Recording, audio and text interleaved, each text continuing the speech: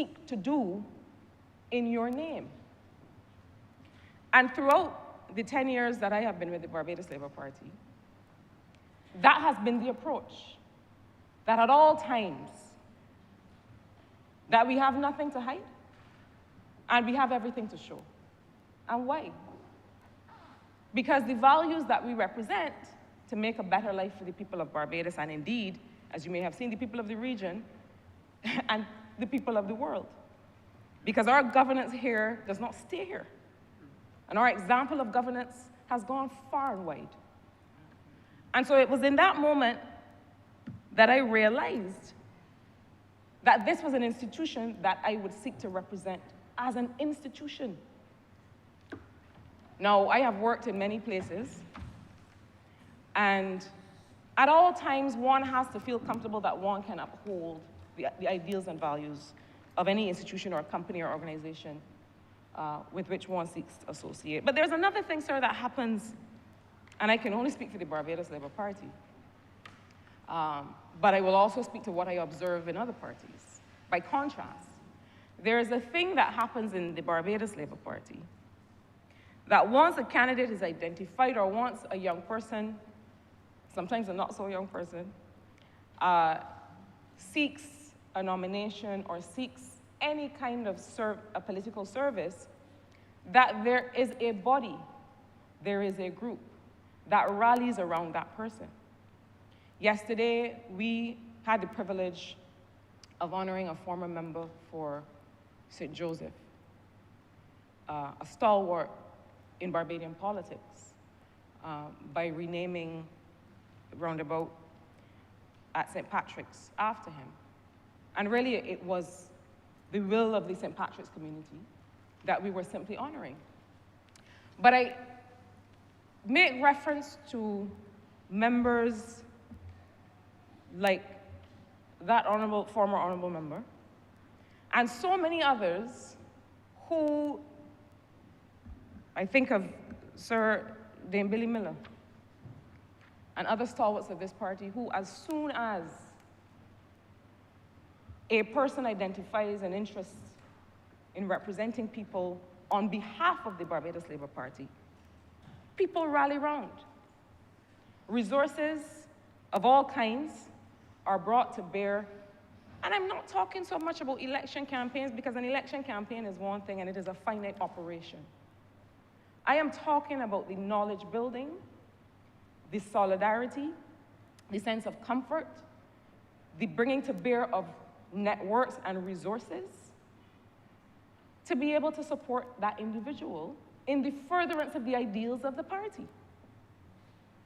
And it has occurred to me in the last few years of the demise or the decline of the Democratic Labour Party, and we don't want to say demise because, Kadir, we hope that they can rally. But it occurs to me that that is one of the assets that has regrettably been missing from a Democratic Labour Party and indeed other emerging political parties. And it is one that is important, and it is the reason that lasting political institutions matter. Because legacy is not just about what you can look at and admire when somebody has passed on. Legacy is also about what that individual leaves in the hearts and minds and consciousness of the people coming after.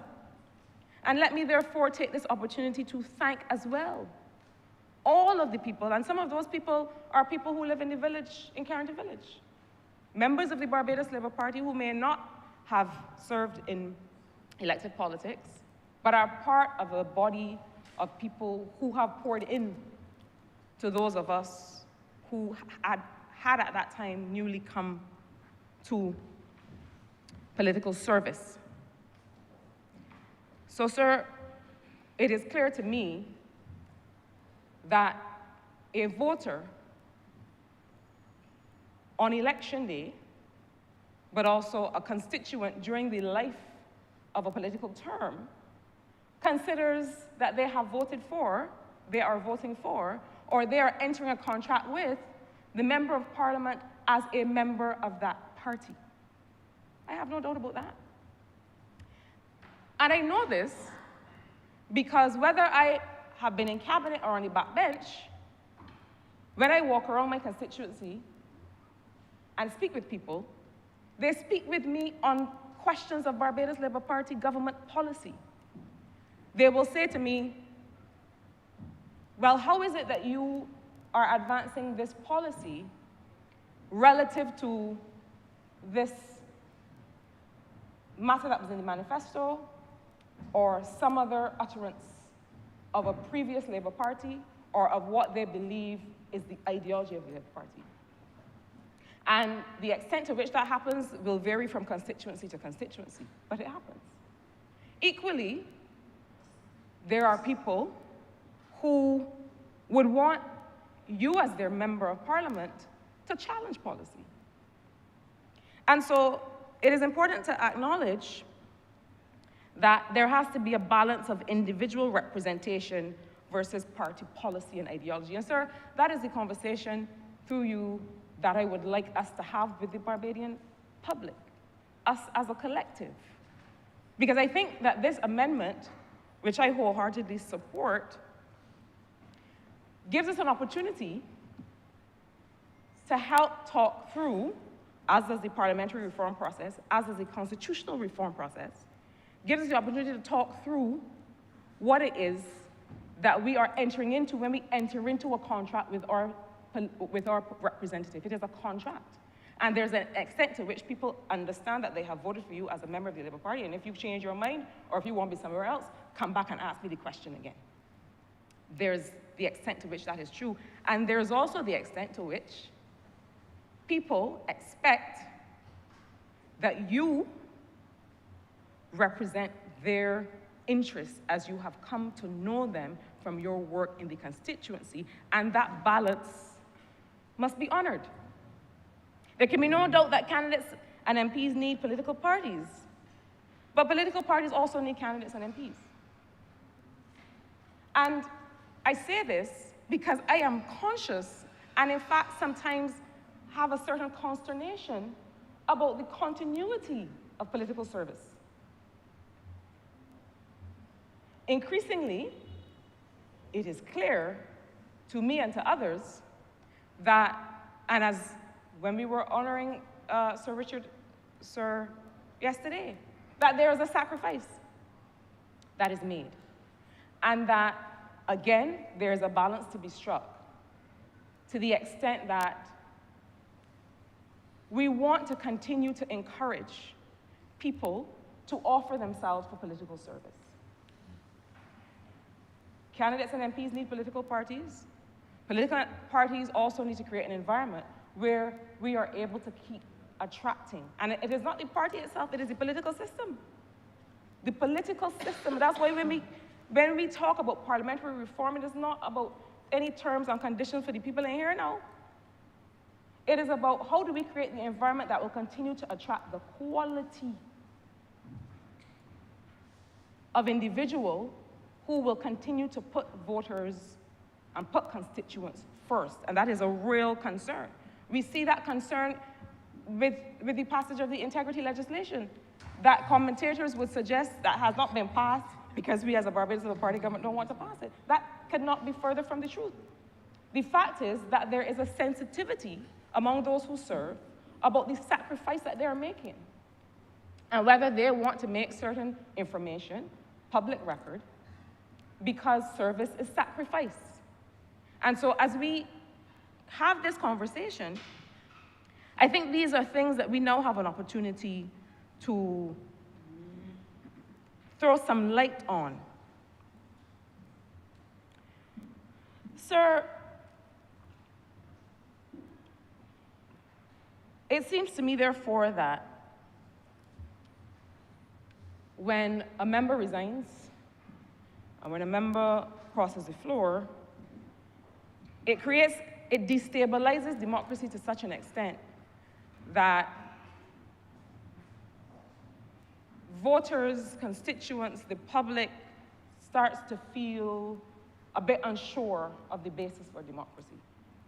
I happen to feel that if a member, as happened in 2018 and in 2024, chooses to cross the floor to sit as leader of the opposition, that they just as they have no mandate from the people who voted for them, from that constituency, they similarly have no mandate as leader of the opposition. So for example, in 2018, when that individual crossed the floor, to not align with an established political party, but to create a new one, whose ideology could be anything, on what authority now are you forming an opposition? Because if you had campaigned or canvassed or spoken to people as whatever party you have now formed, then voters would know what you stand for. But when you cross and become opposition leader, it is anybody's guess the set of principles or ideas that you are seeking to advance in the name of the people that put you there. And so I know that this is a provision that exists. If it didn't exist, the member couldn't have done it. But not only does it undermine the choice the voter made by choosing you as their MP for the party that you were representing, but arguably, sir, it also completely undermines the whole basis of opposition parliamentary action. Because I don't know on what basis you are opposing anything. What do you stand for? Where did it come from? And so this is another concern that I think this legislation helps to cure. But sir, I also want to talk about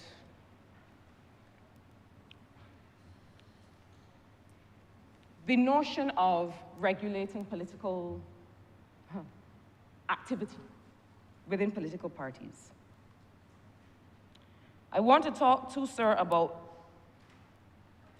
the entirety of how political actors function, whether as members of cabinet or on the backbench. And sir, I am using, with your permission, this debate to be able to advance this conversation with the country. Sir, I'm not sure whether Barbadians remember at all times the principle of collective responsibility of this front bench of this parliament, the principle of collective responsibility of the cabinet.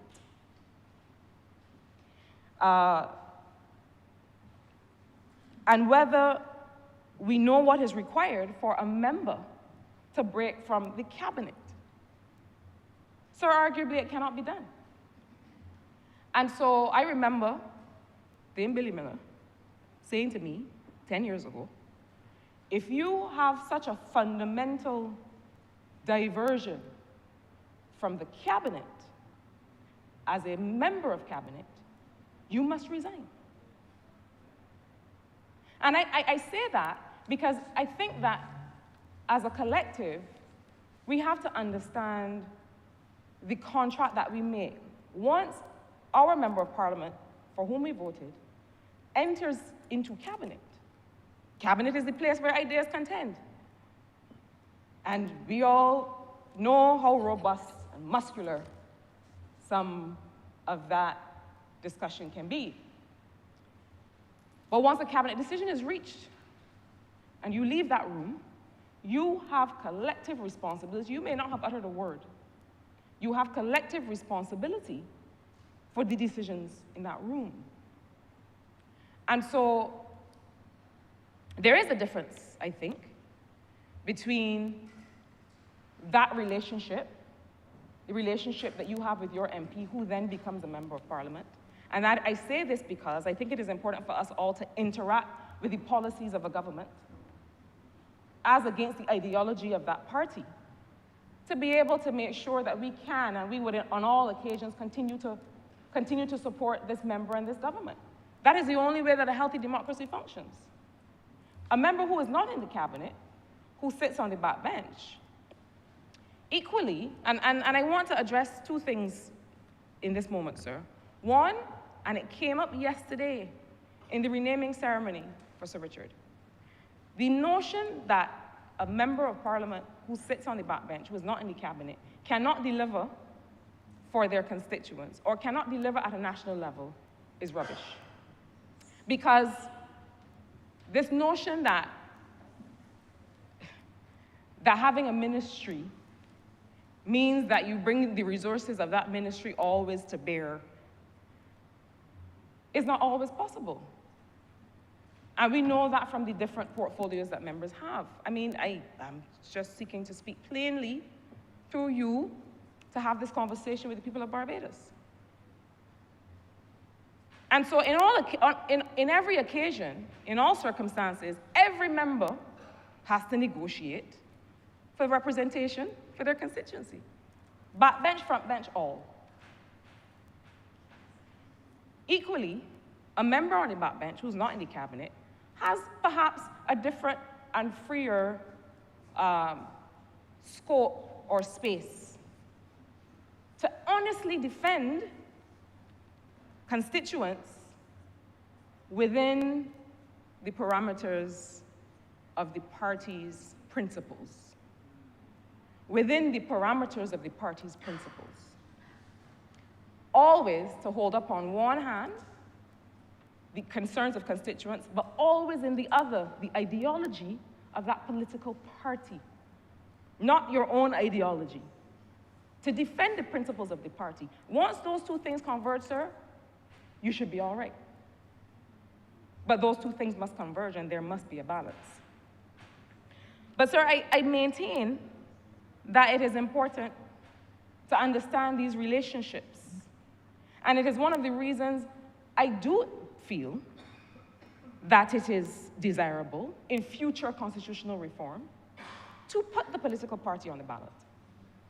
To remind Barbadians at all times, yes, you are voting for Joe Friendly. You are voting for Joe Friendly as a member of the Barbados Labour Party. That is a part of the contract. This amendment does not seek to do that at this time. But that is not to say that it cannot do that in the future. And I want to address quickly, sir, this notion that a constitution must never be changed, must not ever be changed unless and until we are ready to bring a whole, perfectly baked Republican Constitution to the Republic of Barbados. That is like saying to me, sir, that I have a puddle on the floor in my kitchen. I'm not ready to clean the whole house yet. And I will leave that puddle there and keep slipping and falling, passing back and forth all the time until I can clean the whole house. It makes no sense. I agree that a constitution of a country is nothing to be sneezed at. But I do not believe that you must hang around waiting for perfection and waiting for a perfectly baked Republican Constitution that ticks everybody's box. And in the meantime, leave yourself exposed to all kinds of motivations for political action and political mischief. I do not believe that. And I think that those who are trying to present that to the public are guilty of not being people of practical affairs. This is not an academic exercise. We are not looking to pass an exam. We're not looking to write a perfect constitution first and then present it. We are looking to protect the interests of voters and people in Barbados. And if it requires that a constitutional amendment is required at the time it is required, then it is required. As we continue to do the work of constitutional review and reform. But I do think that destabilization is an issue that we need to address. I remember, especially in the second term of a former Democratic Labour Party government, it seemed like it was every man for himself, and sir, that was on the front bench. That wasn't even on the back bench. And the Honourable Prime Minister, I have it here in my notes, that I didn't know she was going to say it, but she made reference to it. The member for St. Philip West was at the time trying to show that he was more economist than the Minister of Finance at the time, which arguably he might have been. But the point is that it caused great policy destabilization and uncertainty. And these are the kinds of things that cause people to start to lose faith in their government and in their political systems. But sir, while we talk about keeping whole the institution of the political party or of the democracy, the institution must also keep whole the member and the constituents who pledged their support. So there should, for example, never be a withholding of government resources from constituents or a failure to execute for constituents of a duly elected member on the grounds of any kinds of internal political dynamics. I make this point to say, sir, that Can we legislate one kind of political mischief and not all kinds of political mischief? Political parties have a strange, sometimes strange dynamics. And so if we are looking to protect constituents in this matter, perhaps we should look to protect constituents in all matters of resource allocation across constituencies. Perhaps we should be looking for ways to avoid circumstances in which any resources of the government, as stewarded by any other member, are withheld or not judiciously used on the grounds of internal political dynamics. That is also an area from which we must protect voters, because it happens. And perhaps there are cures for this, afforded by systems in the executive branch, systems in the government, in the cabinet, that monitor indicators of equity and inclusion, not just according to gender or age or ethnicity or socioeconomic status, as we currently do, but also monitor indicators of inclusion according to geographical provenance, where people live. Are all residents of Barbados benefiting equally from the resources of the state based on where they live and by whom they are represented? In other words, to the extent that we as the legislative branch are seeking to help regulate the behavior of political parties and bad behavior brought about as a result of political dynamics, perhaps a legislative branch should equally regulate other kinds of bad faith political behavior that might see voters disenfranchised. I have heard many stories of duly elected members whose constituencies, whose voters, whose Barbadian people that they represent were not able to benefit from state resources for all kinds of reasons. If we are going to talk political mischief and internal political dynamics that may disenfranchise constituents or voters or any Barbadian, let's talk about them all. And so the question then becomes, how far can we legislate this notion of party cohesion or party unity? Or this idea of a unified party system or democracy?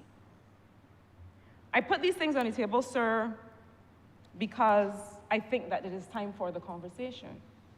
And while this legislation is important, because no one wants to wake up the next morning and realize that the party that they voted for, the person that they voted for, against the support of that party, you feel as if the rug has been pulled out from under you. You did not vote for that. And so I support that. But, sir, I think that the matter of expulsion is one that may give some people pause. And I support the utterings of the Honourable Member for St. Michael North East, the Honourable Prime Minister, who was at pains to explain how the principles of natural justice must be brought to bear. And I agree. I think not just with political institutions, but with every institution, one may find oneself at a disadvantage that requires adjudication. That happens with all things. But, sir, I also believe that political parties, like many institutions, are institutions of unequal power. And it is the reason I like to refer not to this notion of a political class. I do not like that expression. I consider that I am part, sir, of a political service, just like public officers are part of a public service. Because if truly there is a political class in our small island politics in the Caribbean, a political elite who, in the original definition of the term, live off politics and do not live for people. That's what political class is. I completely dissociate myself from the expression. But if indeed there has been a political class in our post-colonial political systems in the Caribbean, I am not part of it. I would never be part of it. I'm a child of working class people. And indeed, this Barbados Labour Party, for all of the absurd rhetoric about how this is not the party of poor people. And sir, you know, permit me another pause. I do not know how a party that is not a party of poor people would increase and expand welfare benefits and pension benefits, even as we speak and as we get ready for a budget that is to come. Further expand those benefits. Come up with a trust loan program to create an entrepreneurial class and further expand that program and other similar programs. Or how a party that's not the party of poor people would continue to expand the transfer of title under the Tenantries Freehold Purchase Act. I think we have to be careful of rhetoric that does not match what we see with our own eyes. So certainly, sir, this Barbados Labour Party has made it our business to find and engage people like me. Your Honourable Member has 2 more minutes. Not just, thank you, sir, because of the humble circumstances of our birth, that's not enough to qualify you for political service, but because those circumstances, alongside our skills and experience, bring a texture, sir, and a rigor to policy making and representation that arguably is missing when the only people that you include are those with land and title. But sir, for all kinds of reasons, we do not come with equal resources or equal networks to political service. We don't. And so it means, given that balance of power that does exist within political parties, that may create a temptation for future leadership or any leadership to abuse it.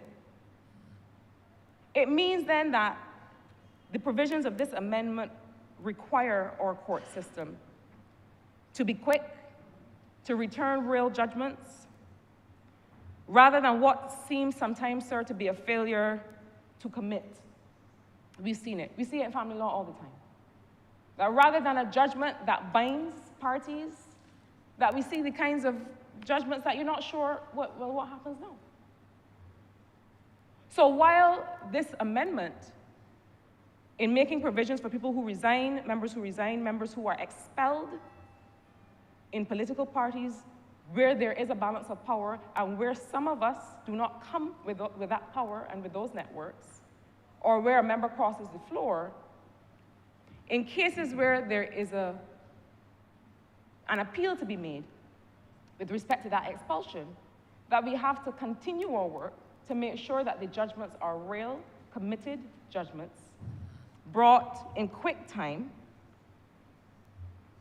and also that we continue to deepen and broaden and increase the consciousness of political actors in our democracy. So, sir, I support this amendment. I believe that it comes now with scope for many future amendments that indeed strengthen our understanding of political parties, indeed strengthen the understanding of the contract between the constituent and the MP in cases where that person will end up in the cabinet or may be on the backbench. Sir, this is a conversation. And I encourage us all to understand our role in deepening that conversation, such that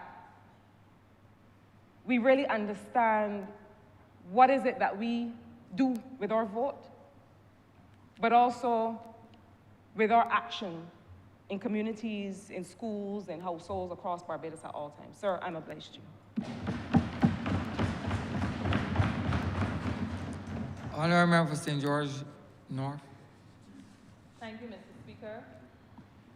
Mr. Speaker, I wish to commend the Honourable Member for St. Michael South Central for being previous to me in many ways, because to a very large extent, many of the thoughts that she shared with us today to inform conversation are things that have been concerning me. It doesn't mean that I won't repeat some of them for emphasis. Sir, I rise to support the amendment because I regard it as one that does not merely seek to tidy up or polish up a couple lines in the Constitution. but I really regard it as one that seeks to defend integrity, the very integrity of our democracy.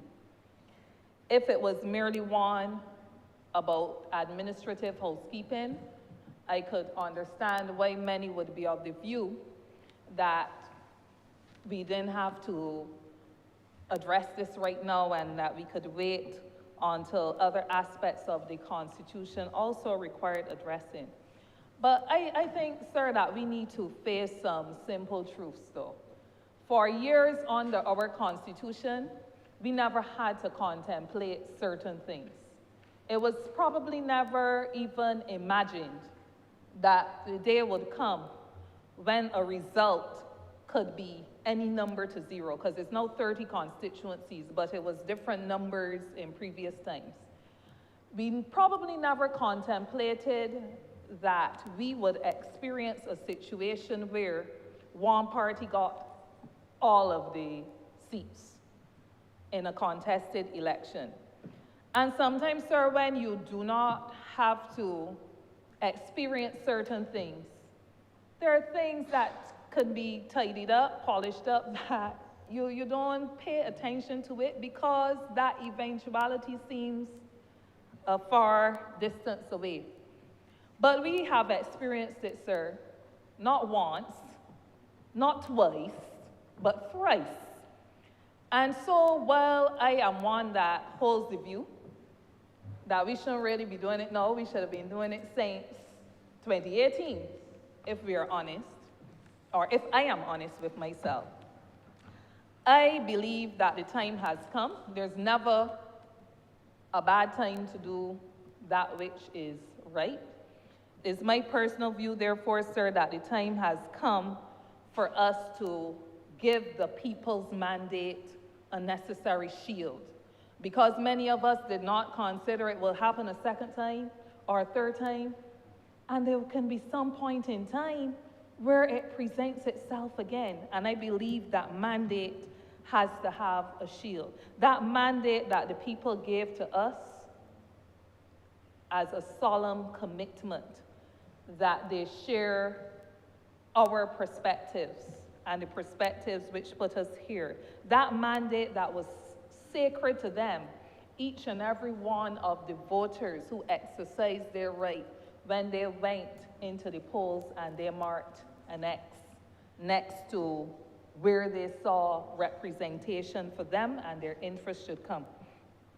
The objects and reasons of the amendments, sir, before us are put plainly to promote political stability by limiting parliamentarians' ability to cross the floor.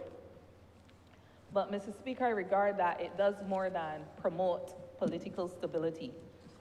I think it restores respect. I think it restores respect in circumstances where some have made a mockery of the sacred commitment given to them by people. It restores respect for the electorate. It restores respect for the vote. It restores respect for the principle that I hold fast to, that mandate does not belong to us. Us meaning those who sit in the House of Assembly, but mandate belongs to the people who put us here. This mandate, therefore, to my view, is not a personal possession. It's not a gift. It's not a trinket. It's not something that we come in here and wave about. People voted for us. People elected us as representatives of a party, as representatives of a party with a program that they support, as representatives of a party with a philosophy that they support. And I think that this amendment comes at a time where we have the opportunity before us to pass it and therefore have the Constitution reflect that particular reality. At 45(1)H, a section is inserted to make a seat vacant if a member resigns from their party, if the member is expelled, or if the member crosses the floor. And from comments by some, they will take it to be punishment. They will take it to be a government not wanting to have an opposition. But I think that if we look at it dispassionately, we will find that it is not about punishment, but given all that I've said up to now, it's about protection, protection of the voter's choice, protection of the meaning of the vote, protection of the people who vote for mandate and not for political opportunism. So, as I said, a seat once attained or once handed to persons of a party through a vote is not a bargaining chip to be used if I feel happy today with people, or if I feel that there is better opportunity for me somewhere else, I decide that I can switch that. It is really a symbol of the public's trust in us. And I think that this amendment, once we pass it, would allow us to restore that truth. Mr. Speaker, this bill does not rely on rumor. It does not make space for political theater. It establishes or seeks to establish a structured constitutional process. On the 45D1, when a member resigns, is expelled, or crosses the floor, the leader of the party in the House, the leader of the party in the House, not the leader of the party, because I've heard some people commenting as if this is the leader of the BLP or the leader of the DLP or so, but the leader of the party in the House of Assembly, bracket that, square bracket of Assembly, that House means that, must inform the Speaker in writing. That is why, Mr. Speaker, it is important, too, that the standing orders must therefore be amended to reflect this new reality. Section 45D6, therefore, requires that the standing orders identify the leader of each party's business. So for us, the party in government, the Barbados Labour Party in government, we know who's the leader of government business. The leader of government business is the Honourable Member of St. Michael Southeast, who's the Deputy Prime Minister, the leader of government business in the House. It means that any other party in the House will define who is their leader, the leader of the opposition, and so on, and that person has the responsibility to ensure then that the amendment made at 45D1 is not symbolic, but that it becomes operational. So, Mr. Speaker, it goes on then to say that the Speaker then shall, not that the Speaker may or that the Speaker might, but the Speaker shall make a declaration at the next sitting. This bill before us is therefore about giving constitutional order. Now, I understand that there may be some concerns of some, that there may be some fear of political ambushing that can take place. And I recognize that too as a party's concern.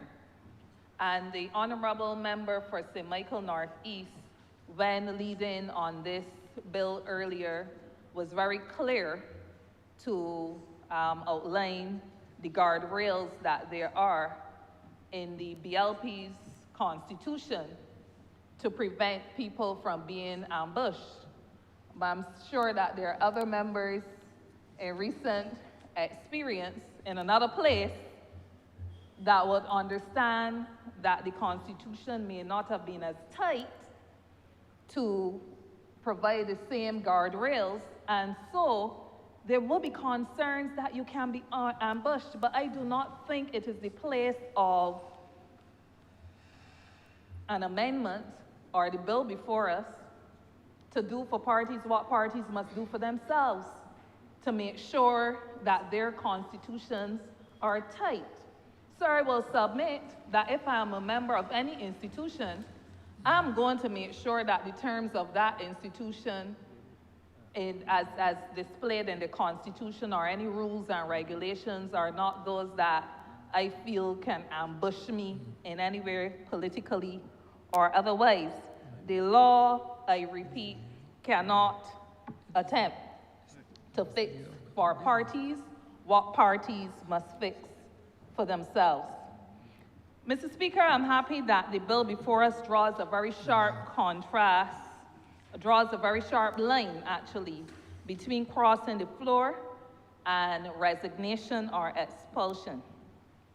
Under 45D2, it says that if a member crosses the floor, they forthwith, not later at some time, eventually, but forthwith, they vacate their seat. And why? Why is this different to resignation or even expulsion? It's because crossing the floor is the most direct betrayal of a mandate. You may resign for different reasons. You may resign on account of illness or on account of some other things.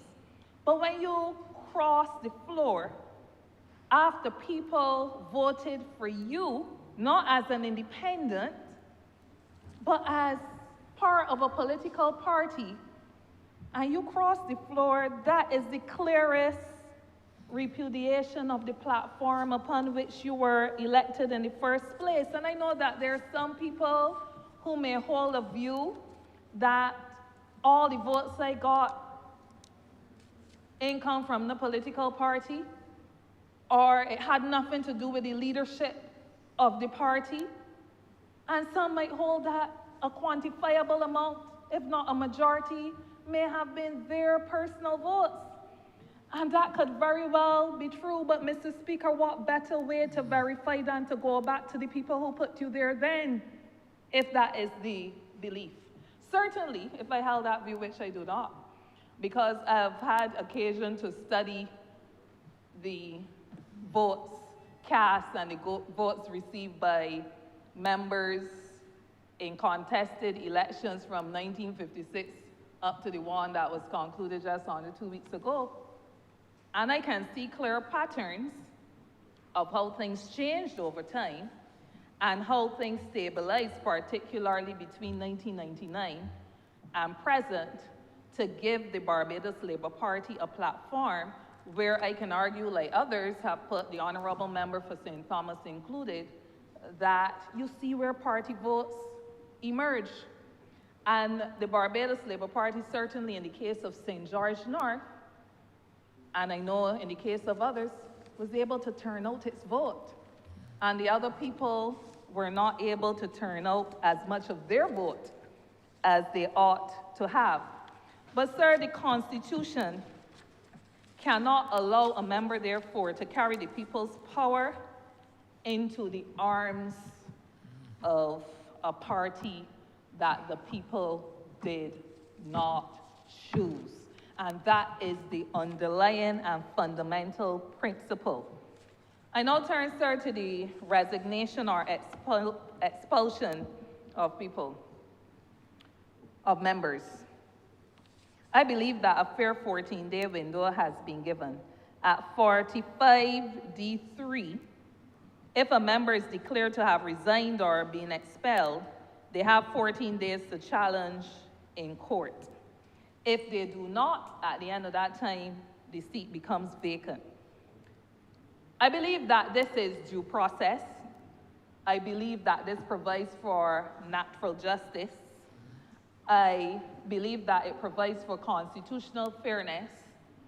I further believe that what will make my beliefs even more true or real would be if that 14-day period where there is the opportunity to challenge in court, if that period is held very tightly, in the same way that on election day, if there are challenges, we can exercise urgency and hear matters, then urgency must be exercised for the principles of due process, natural justice, and constitutional fairness as provided for to be truly experienced.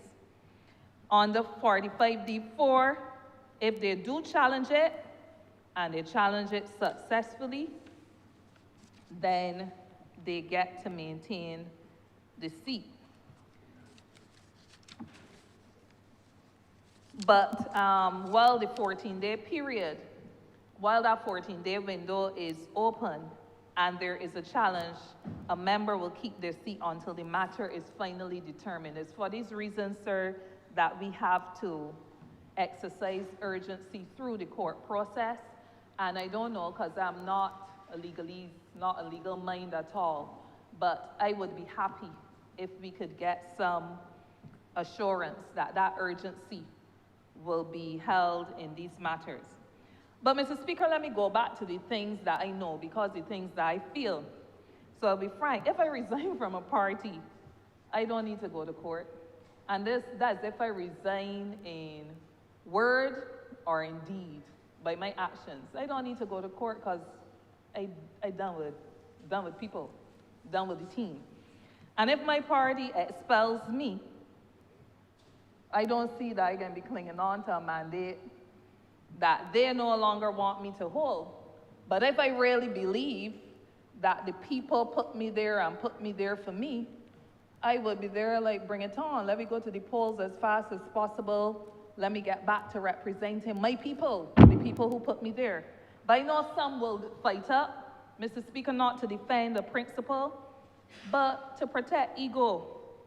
And it is a certain comfort zone that we may want to set for ourselves, and that's the truth that we must face. But still, where a challenge is made,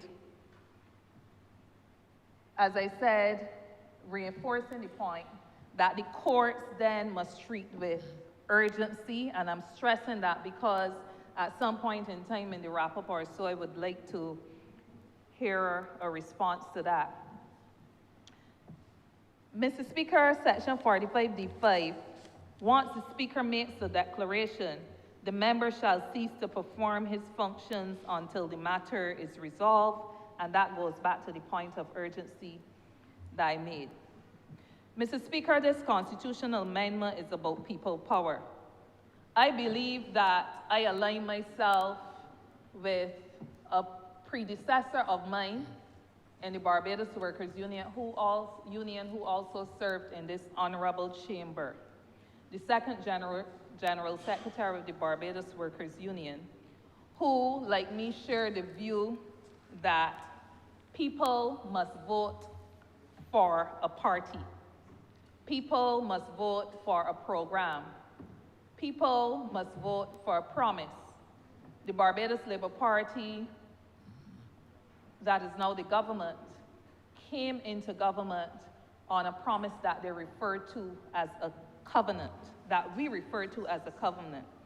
We do not promote people voting for political nomads. The labor movement does not promote people voting for political nomads. We do not promote people voting for instability. We do not promote people voting for members who treat this honorable chamber as if it is a revolving door. A party is promoted to align with because a party allows for continuity. It allows for discipline. It allows for direction. So if you break the covenant that you set with the people can hold you accountable to it. A Lone Ranger, let's face it, and the people know it, cannot achieve structural change without an organized movement behind it, whether that movement is a union, whether it's a political party. So that when you are in your canvas and people tell you things like, this road is not being fixed, so I don't know if I want to vote for you. My house has not been repaired. I don't know if I want to vote for you. Don't vote for me. You think the Lone Ranger can be able to deliver it to you? And that's the reality. And that's how we sometimes have to speak truth to power and get people in a very reflective state of mind that they can understand what they're actually saying. I don't mean that a person therefore must go and hijack another party. You must have that movement, the movement behind you truly, not because you put yourself there and was able to do all the machinations to keep yourself there even when you're not wanted, but you must have the movement of some base behind you. When a member crosses the floor, they are not exercising conscience. And let's get that straight. They are overturning the will of the voter. And the Constitution must not allow that. And the Constitution, this bill, belatedly, now puts us in a position that we won't allow that once it is passed.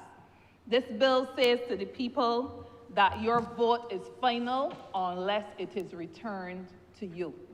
It says to the people, your mandate is respected. It says to the people, your power is not transferable. And I think that these are very important principles for all of us who hold office to support and promote. This bill is not about protecting those who are voted for. This is about protecting the voter and the mandate that the voter has given. Mr. Speaker, let me also be clear and permit me to speak now a bit as a Labour leader, also who is a member of Parliament. My support for this bill is not blind to party failures. I want to repeat that. My support for this bill is not blind to party failures. I am a leader in the workers' movement. My loyalty every day for the last 21 years of my life explicitly has been to working people and their families and not to a political brand. I remember when I was invited in to join the Barbados Labour Party, I looked up in a doorway and I said, that exit can be an entrance. The entrance can be an exit. If today I join and I lead the movement, usher the movement in, because I expect that better can be delivered to working people and their families, and that better is not delivered, I'm not committed to a brand.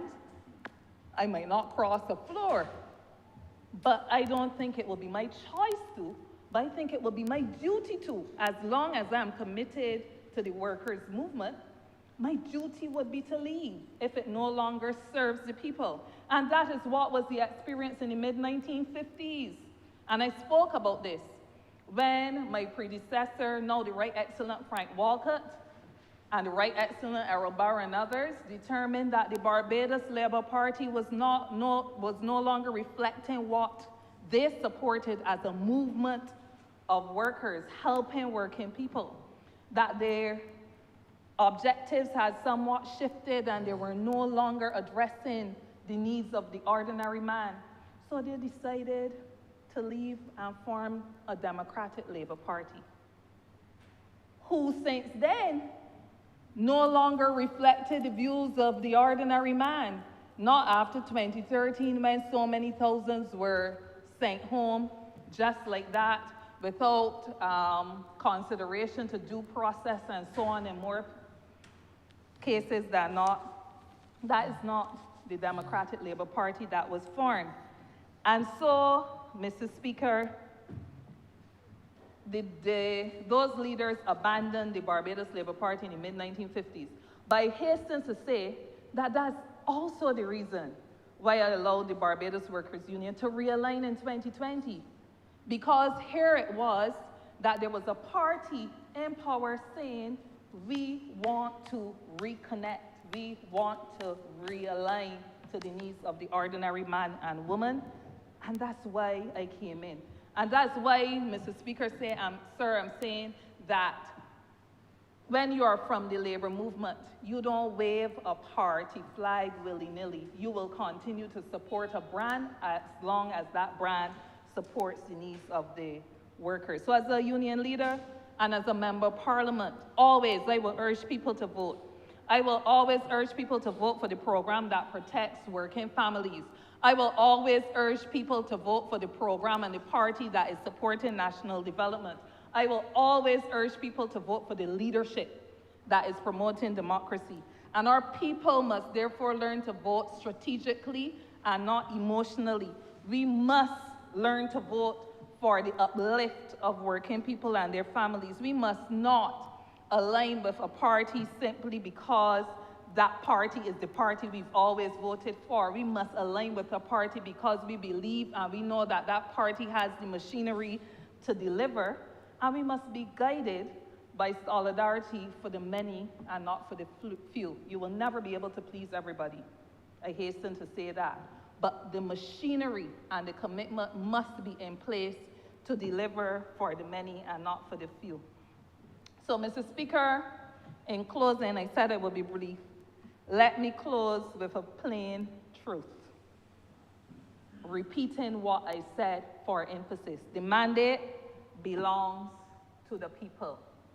The seat, each of the 30 we hold in here, does not belong to any of the people that you see sitting down in here or myself standing in here. It belongs to the people. The power, therefore, belongs to the people. And no member, none of us has the right to drag that mandate across any floor. So, Mr. Speaker, this bill says just that. It provides for just that. And the Constitution, once we pass this bill, will say so. And I therefore support it with every fiber that is in my being. I thank you.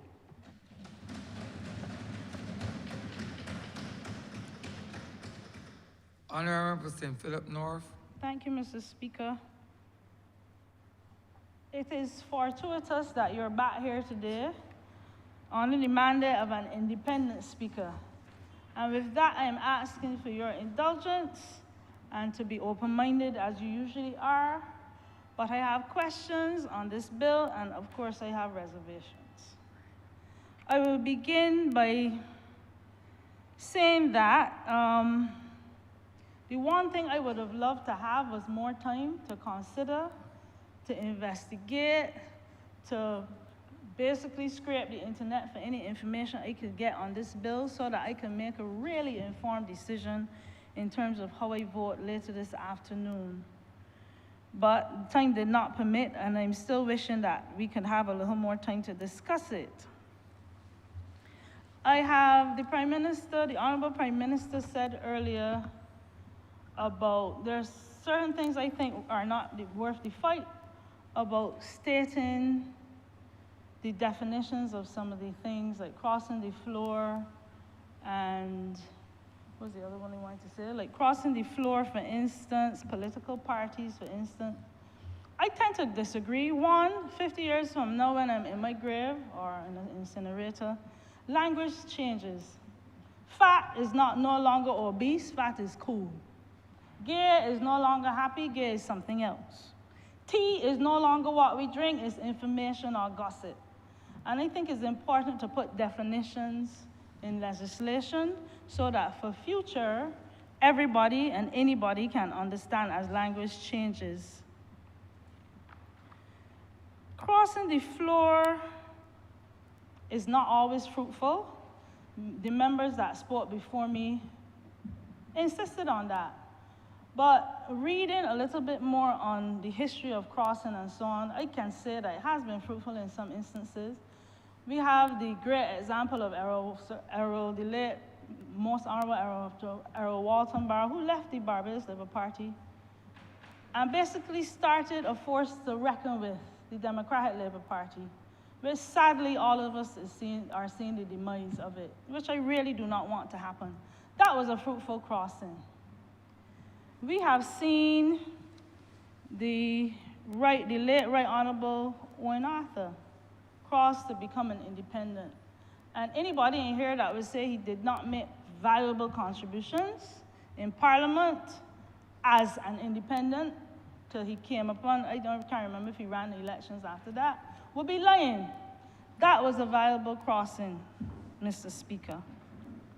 I took a little time this morning, I really couldn't sleep last night, thinking about this bill, and I remembered us discussing the Parliamentary Reform Commission report, which I know the House has, if I'm correct. And I'm seeing a part, and I would like your embellishment to read the part that jumped out at me. And it said, aside from potential issues of the constitutional right to freedom of association, the right to cross the floor is an important element of opposition in a democratic society. Specifically, a parliamentarian may feel that he can no longer associate with or support a political party of which he has been a member. It is in the interest of democracy that he should be free to do so. If the electorate is dissatisfied with his decision, that will be, and often is, reflected in the next general election. And this was the majority of the members here that said this, not the minority. I am bearing these things in mind when I have to think about what this legislation means. And I think the Parliamentary Reform Commission was an important commission, and it served a purpose. Then, when I went on reading this morning on the Google, that's the doctor for everything, I came across, and you should know about this, Mr. Speaker, the Commonwealth Latimer House Principles, and I'm sure you shook your head, so you're very familiar. And I read certain things, and part I was reading, it was associated with what was happening in Trinidad and crossing like that. But this is a Commonwealth. I think, as far as I remember, we are part of the Commonwealth. It started with preserving the independence of parliamentarians, that the freedom of speech and debates or proceedings in Parliament ought not to be impeached or questioned in any court or placed out of Parliament. It says at number 2, security of members during this parliamentary term is fundamental to parliamentary independence, and therefore, A, the expulsion of members from Parliament as a penalty for leaving their parties, i.e. crossing the floor, should be viewed as a possible infringement of members' independence. Anti-defection measures may be necessary in some jurisdictions to deal with corrupt practices. It goes on in B, laws allowing for the recall of members during their elected term should be viewed with caution as a potential threat to the independence of members. C, the cessation of membership of a political party of itself should not lead to the loss of a member's seat. Now you smile, you're familiar with what I'm saying. It struck me also, and I'm asking the question of myself and the rest of the House, do we have the right to determine by constitutional reform the way forward for other parties? The Barbados Labour Party will not be in government forever. It will come back, it will go, it will come back, that's just history. Do we have the right as a parliamentary group to determine what other political parties do, how they treat their own in terms of crossing and everything? Why is this a constitutional reform subject? Why not just legislative? These are questions that I'm interested in. Politics is a temporary job. We all know that. I was told that by one of the gentlemen that crossed over 2 elections ago. And it struck me as true. We won't be here forever. And I'm wondering if we have the right to impinge on their rights or their views or their actions. Expulsion from the party, the members that spoke before me spoke about this. I think that, and this is internal. You can't help but say that's within a party. These are internal issues. And I don't believe, and I know they have 14 days to take it to the court, I don't believe that an MP should have to vacate the seat if he's expelled by the party. I don't know, I heard the reasons that you can be expelled for our party. I don't know how it stands for the others, but I am questioning that as well, and I would like to ask for clarifications. If I want to use crossing the floor in a proverbial sense, quote unquote, crossing the floor, both parties in this way have benefited, both major parties have benefited from such. As I look around this very room and think about the other house, we have benefited from people not crossing the floor, the literal floor of Parliament, but crossing from one party to the next. How do we sit as a government and not bear this in mind when we speak about crossing the floor? It may not be a cross at election time, but in essence, it's a cross for the benefit, at least the perceived benefit, of an individual party. These are things, and we try not to look at the public, but as an MP, I have to bear in mind what the public is saying. All morning I was reading while I was listening on the comments that people are making, some good, some bad, some for, some against, but they have to be borne in mind. The Constitution, as far as I'm concerned, deals with the organization, structure, function, powers of the organs and agencies of the state. In my view, not political parties. These are some of the things that I want, well, clarification on. As I said, I would love, and I'm sure other members in here, especially the backbench, would love a little more time to actually research what's happening, to deal with what is happening in other jurisdictions, what the law says if it did come to play. I'm seeing one more with the Latimer principle, but Latimer House principle. But that might not happen. I understand it's coming to the Senate soon, but these are some of my concerns, and obviously will not be long. Personally, and the Honourable Member for South Central, St. Michael South Central, said it shouldn't be personal, but I think personally, I understand everything that is happening. I don't agree with the expulsion part. The crossing the floor to trigger a by-election or an early election, we have seen, and other members mentioned, that the chances of somebody that crosses wins the elections is slim. So why not, according to the Parliamentary Reform Commission, wait till the next general election when it is due? These are things I have in mind, Mr. Speaker. Thank you for the 10 minutes I had to speak to you. Please bear some of what I said in mind, and I will take my seat. Thank you very much.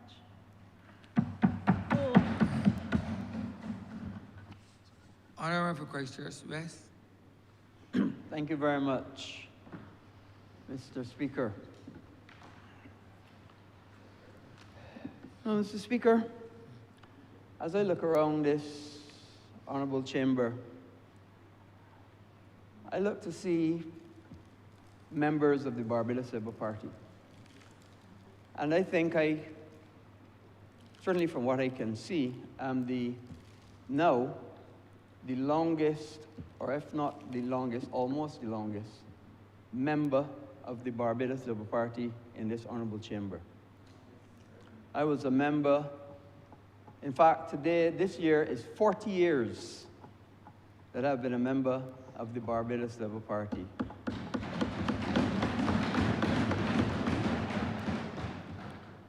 And as is customary, Mr. Speaker, in addition, especially after an election, as is customary, we always thank the people that sent us here. And I want to use this opportunity to thank the people of Christchurch West, who have sent me now to this honourable chamber for 5 terms, starting in 2003.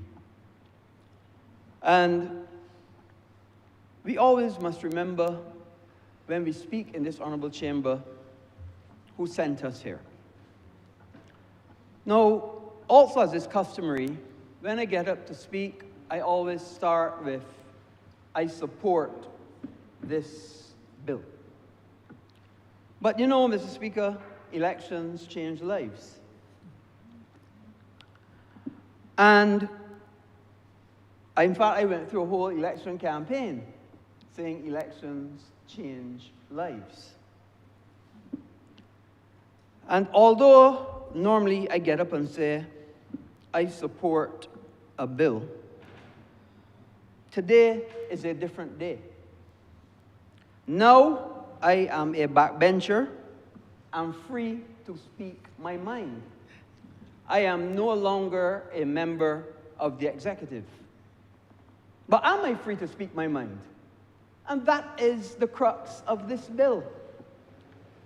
Am I free to speak and say what I feel as a person without fear of expulsion, without fear of not towing the party line, without fear of thinking that my utterances can be used against me?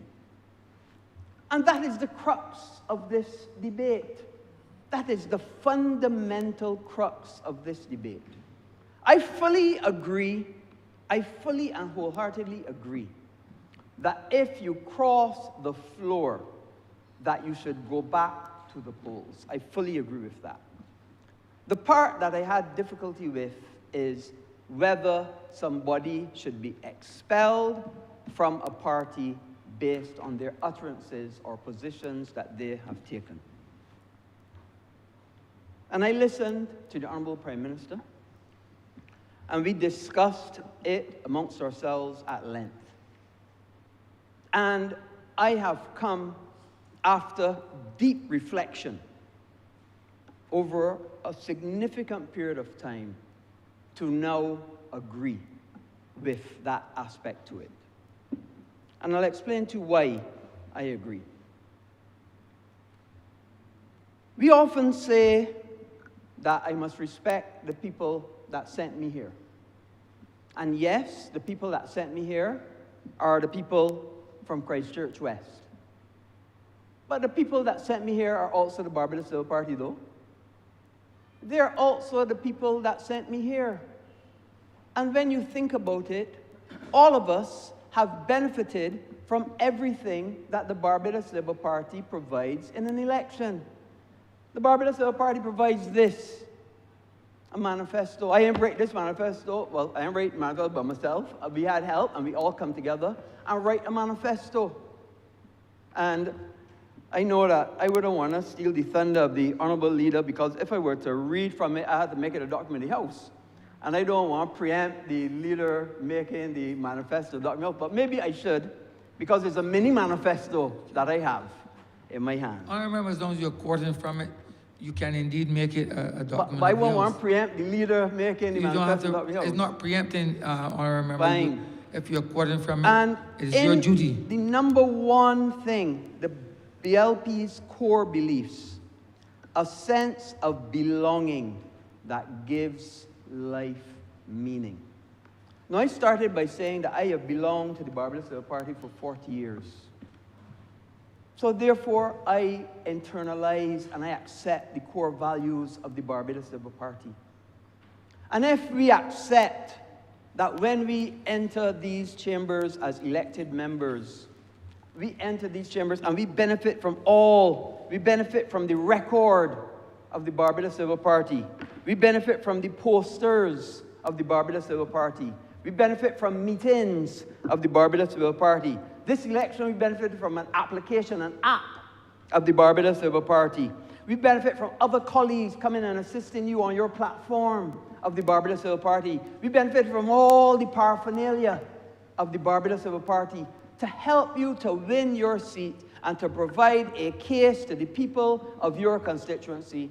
Then how could you not say that you have also been sent by the Barbados Labour Party?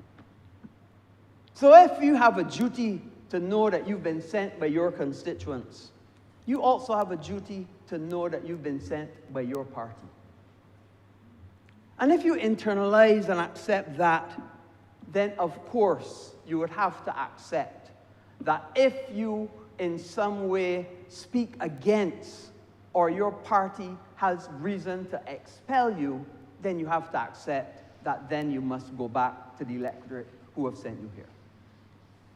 Now, Mr. Speaker, I also looked at how does this affect other political parties? Because when we change this constitutionally, it affects how other political parties formed and even not yet formed will be able to respond and have responses in this honorable chamber. And let's give an example. Let's think about it a little bit. There was a coalition party, PCP, People's Coalition for Progress. It's an unfortunate name because that's actually a hallucinative drug. PCP, phenylchlorohexidine, pyridine. Maybe they were hallucinating, I don't know. Amphetamine, honorable member? There you are, Mr. Speaker. You well know. PCP was a well-known drug for years. But let's go there. Bear with me for this. Suppose, for argument's sake, that a member of a coalition party happened to win a seat. But another party, coalition party, decided to expel. Well, how then does that expulsion work in a coalition? And I must tell you, this is not my original thought. This is a thought that comes from the youngest member of this honorable chamber, and I had to agree with her. How then, if a coalition member is elected, who then comes and says that he was expelled? Is it the other side of the coalition? Is it his side of the coalition? Was he elected as a coalition? Was he elected as one side of the coalition? Was he elected as the other side of the coalition? These are questions we have to work out. Now I accept that perfection is the greatest enemy to progress. And I accept that there will be judicial challenges on this at some point in the future. I accept that. But I also want to read into the record of this honorable chamber that due process must be gone through before anybody is expelled, be it from a coalition, a Barbados Labour Party, a Democratic Labour Party, a Freedom of Barbados, or whatever. And I also want and imagine that when the judicial review of this, when this goes to court, that the judges look at Hansard and see what the intent of this bill was. Because I heard the Honourable Prime Minister say clearly, the intent is not to prejudice anybody, the intent is not to victimize anybody, the intent is not to use this as a weapon of destruction or to weaponize it. That's not the intent of this. The intent of this is that the voters' intent must be known and must be protected. That as the Honourable Member for St. George North said, that the mandate must be preserved. And that must be the intent. So, Mr. Speaker, this bill is a serious bill because this binds people for years. This bill gives a tool of discipline to a political party that hitherto it never had. Hitherto it never had. In the past, a political party could discipline you by suspension or expulsion. But that was it. Now, your expulsion has a consequence that your seat would be vacated. So this is discipline, and this is discipline at a paramount level. Does it bring an element of party paramountcy? Perhaps. Perhaps. But what it does is we have to respect and understand whose shoulders we stand on. Mr. Speaker, we just came out of an election, and I'm sure all honourable members would have heard when they went house to house, I love the Prime Minister. I vote for Barbados Labour Party all the time. My father before me, my grandfather before me. Because whether we like it or not, people vote for I said three things, now I feel it's four things. People vote for leader, people vote for party, and people vote for candidate. But the fourth one I've learned, people also vote against the candidate of the other side as well. And that's what they do. So people actually vote for four things. And we have to respect respect the shoulders of those that we stand on. I stood on a great man's shoulders, Sir Henry Ford, and I respected him. I respected him, and he, up to this day, Sir Henry Ford is gone. And people of Christchurch West are still voting for Sir Henry Ford. People in St. John's still voting for Earl Walton Barrow, whether we like it or not. And that is because a party and the strength of a party and the policies that touch that person are the reasons why they vote. So we do not come to this honorable chamber by ourselves or on our own. We come with the history of those who went before us. We come with the strength of the party, and we come with the strength of the policies that a party looks to institute, and we come with the strength of a record. So, although I normally start with saying I support, I will end with saying I support. This is a strong, I've no doubt. And all I ask is that due process is adhered to, and that not if when it comes to court, but when it comes to judicial review and when it comes before the court, that the judges look and see from Hansard what the intent of this bill was. That it is not used to weaponize, that is not used to get rid of a member and force by election for whatever reason, because that could never be the intent. But the intent is to preserve the mandate of the party and preserve the mandate of the people who have sent you here. And with those few words, Mr. Speaker, I'm obliged. Honourable Member for St. James North. Thank you, Mr. Speaker. I rise to lend my voice to this debate and bill. And let me at the onset state that unequivocally I'm in full support. But I also want to thank God, of course, for being here, and to also thank the good people for St. James North for re-electing me and sending me back to this August chamber. And I also want to thank, of course, the party of which I'm proud to be a member and with, and on whose platform I'm in here, having gone to the electorate of St. James North. And it's on that basis that I start, because with respect to where we are, we have to now make it very clear that strong institutions, and I repeat, strong institutions operate on a basis of trust. Strong institutions operate on the basis of trust. And part of the duty of this chamber and the members of this chamber is to ensure that we not just operate for today, but that we operate looking squarely and firmly to the future for the governance of this institution, so as to protect the integrity and the trust that this institution requires of us, particularly on the basis of the electorate that we all represent across this country. And given the fact of our history, the third oldest parliament in the Commonwealth, there's a duty, Mr. Speaker, to my mind, that this parliament has to treat to with respect to ensuring that that trust and integrity can stand the test of time, particularly given the history, and by extension our recent history, with respect to the issue of persons crossing the floor. And I start there because why? That trust that I spoke about, Mr. Speaker, really falls between the relationship between the members of this chamber and the electorate who elected us and sent us here. And a number of things would have taken place, as you've heard today, throughout this bill and debate. Firstly, all honourable members, all elected honourable members, Mr. Speaker, are here on the basis of a few things. Firstly,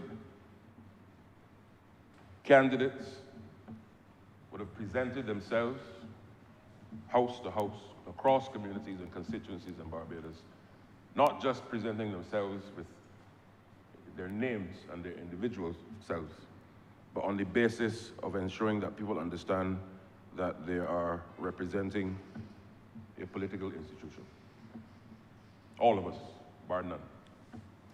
And if you understand the history of our country, we all know that political parties stand a much higher likelihood of success at the polls, particularly mass-based political institutions, than persons running as independents. And that has been our case, with the exception, with a few exceptions. And as a result of that, seeking to represent the electorate in Parliament, not for yourself, but of course, as a result of saying, I am representing political party A, or political party B, or political party C. The relationship and the trust in which you're asking the electorate to vote for you is on the basis, therefore, saying, should you vote for me, these are the things that I'm going to advance on your behalf. Firstly, the philosophies, the policies, and the programs and initiatives of said party. And when you present that to the electorate and they give you their vote, invariably then that relationship is now forming and solidifying and saying, I am sending you to Bridgetown to represent me in Parliament on the basis of all of the things that you and your colleagues would have stood for on the platform, on the television, on the radio, you name it, all of the platforms that you've advanced in the name of whatever party to go into Parliament and to represent my interests as an electorate. And it therefore means that when you're elected to do that, Mr. Speaker, particularly advancing the issues of your constituents through the lens of your political institution, and notice I didn't say government, but through the lens of your political institution, it means that that trust is that on the basis of what you presented to them, they expect you to advance their interests and to represent them through the lens of what you've asked them to vote for. And I make that distinction for a number of reasons. As I listen to public discourse on this key and timely and important bill, there are a number of persons, Mr. Speaker, who have said that this bill would only favor governments of the day. And nothing could be further from the truth. At a time in the future, whenever that time may be, in circumstances where there would be, for example, an elected opposition, should a member or members of the elected opposition also want to cross the floor into the governing party, they too will have to fall within the realms of this bill. And it therefore means that what we're trying to now do is to carve out a situation where that the governance and integrity of Parliament represents the trust given to that elected member at the time of the poll when they went to vote. And the idea that you can just cross from one side to the other as an elected member without going back to the electorate that sent you there is not only a breach of trust, but it goes and erodes the confidence in which people ought to have in the parliamentary process. And therefore, that parliamentary process, particularly in the context of reform, is key, particularly when we're also talking about ensuring that we can now make sure that the levels of, for example, voter apathy. When you talk to people and you move about the country, Mr. Speaker, persons lamented in 2018, in 2022, well, 2024, but in the 2022 term, in the middle of the term, that we had a situation where, as you've heard before and as we know as a country, we had, in two different instances, members who were elected by the people on a platform of one political party, but for whatever reason, they then crossed the floor without getting a fresh mandate from the people.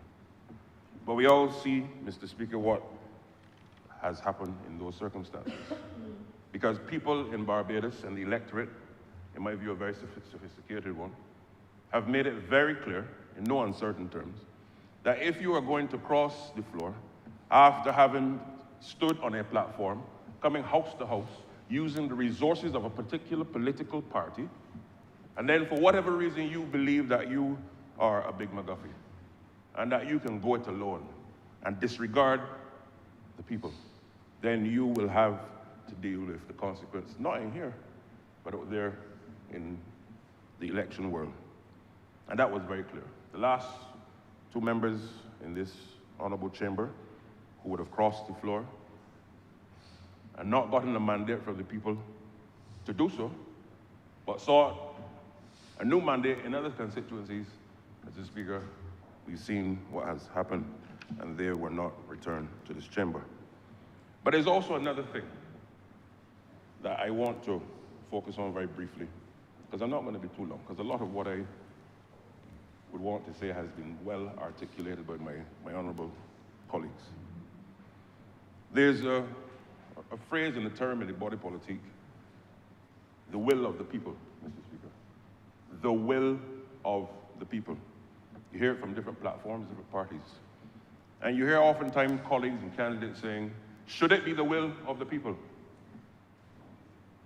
Should it be the will of the people, I will do. Should it be the will of the people, we will, A down to Z. What is the will of the people? That as a slate of candidates, yes, 30 individuals, but as a slate of candidates, we advance philosophies with respect to infrastructure, taxation, education, sports, you name it. And therefore, as we are elected in here to advance the interests of those who sent us here, the will of the people, therefore, has manifested in every single member of this chamber being here. And it therefore means is that if you come to Parliament on that basis, we can no longer accept, Mr. Speaker, that members decide that they, off of their own steam, cross the floor without having to go back to seek a fresh mandate from said people. And this is why I support this bill. Because why? No one is stopping any person from running in any constituency, whether the constituency which they were elected at the time of the last election or any other. What it is simply doing is saying that if you want to continue being a member in this honorable chamber, that you must ensure that that trust that was given to you before must be placed in you again, because the basis in which you got here is not the same in which you are seeking to cross the floor. That is about trust. And if the country cannot trust the institution which holds up our laws, which passes our laws, and the conduct of that institution, Mr. Speaker, then we are looking at a very unfortunate set of circumstances which we can no longer allow, particularly as a mature democracy in the Commonwealth. Barbados, of course, is a country that continues to be revered across the world and institutions, and the reputation and the trust in our institution has significant benefits across many of the things that we try to advance and achieve. Now, when you look, therefore, at the issue of and the debate of recognition of parties, I touched on it briefly, but notwithstanding that in the electoral process, and particularly in respect to our laws, there's that silence in the Constitution to political parties, as it were. Everyone in the country knows that when I go to the poll, and you see Chad Blackman, you see Kay McConnell, you see Chris Gibbs, etc., which institution, which political party they represent. And because why? The members and the candidates at the time have advanced through the lens of the political institution, that they are part and parcel of what that party has to offer. And through that basis, you should vote for us. And it therefore means that it is not just about the technicality of it, it's also about the spirit and intention of what we have continuously throughout the years, particularly post-independence, gone to our people and saying, I'm from party A, and I'm from party B. So it's simply now a matter of ensuring that we not just, as I said at the onset, look at this from a lens of today, but future Parliament. We have a duty to ensure that we strengthen the tenets of this institution. As I said, the third oldest Parliament in the Commonwealth, and particularly now as a country on the eve of our 60th year of independence, 5 years as a republic, how do we now use this as an occasion to further strengthen the parliamentary process, and two, the democracy in which we are all proud to call our own here in Barbados.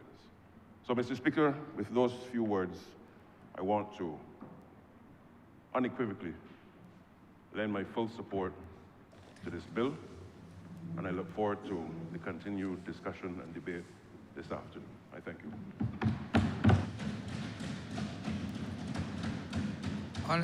Honourable for Christchurch South. Thank you, Mr. Speaker.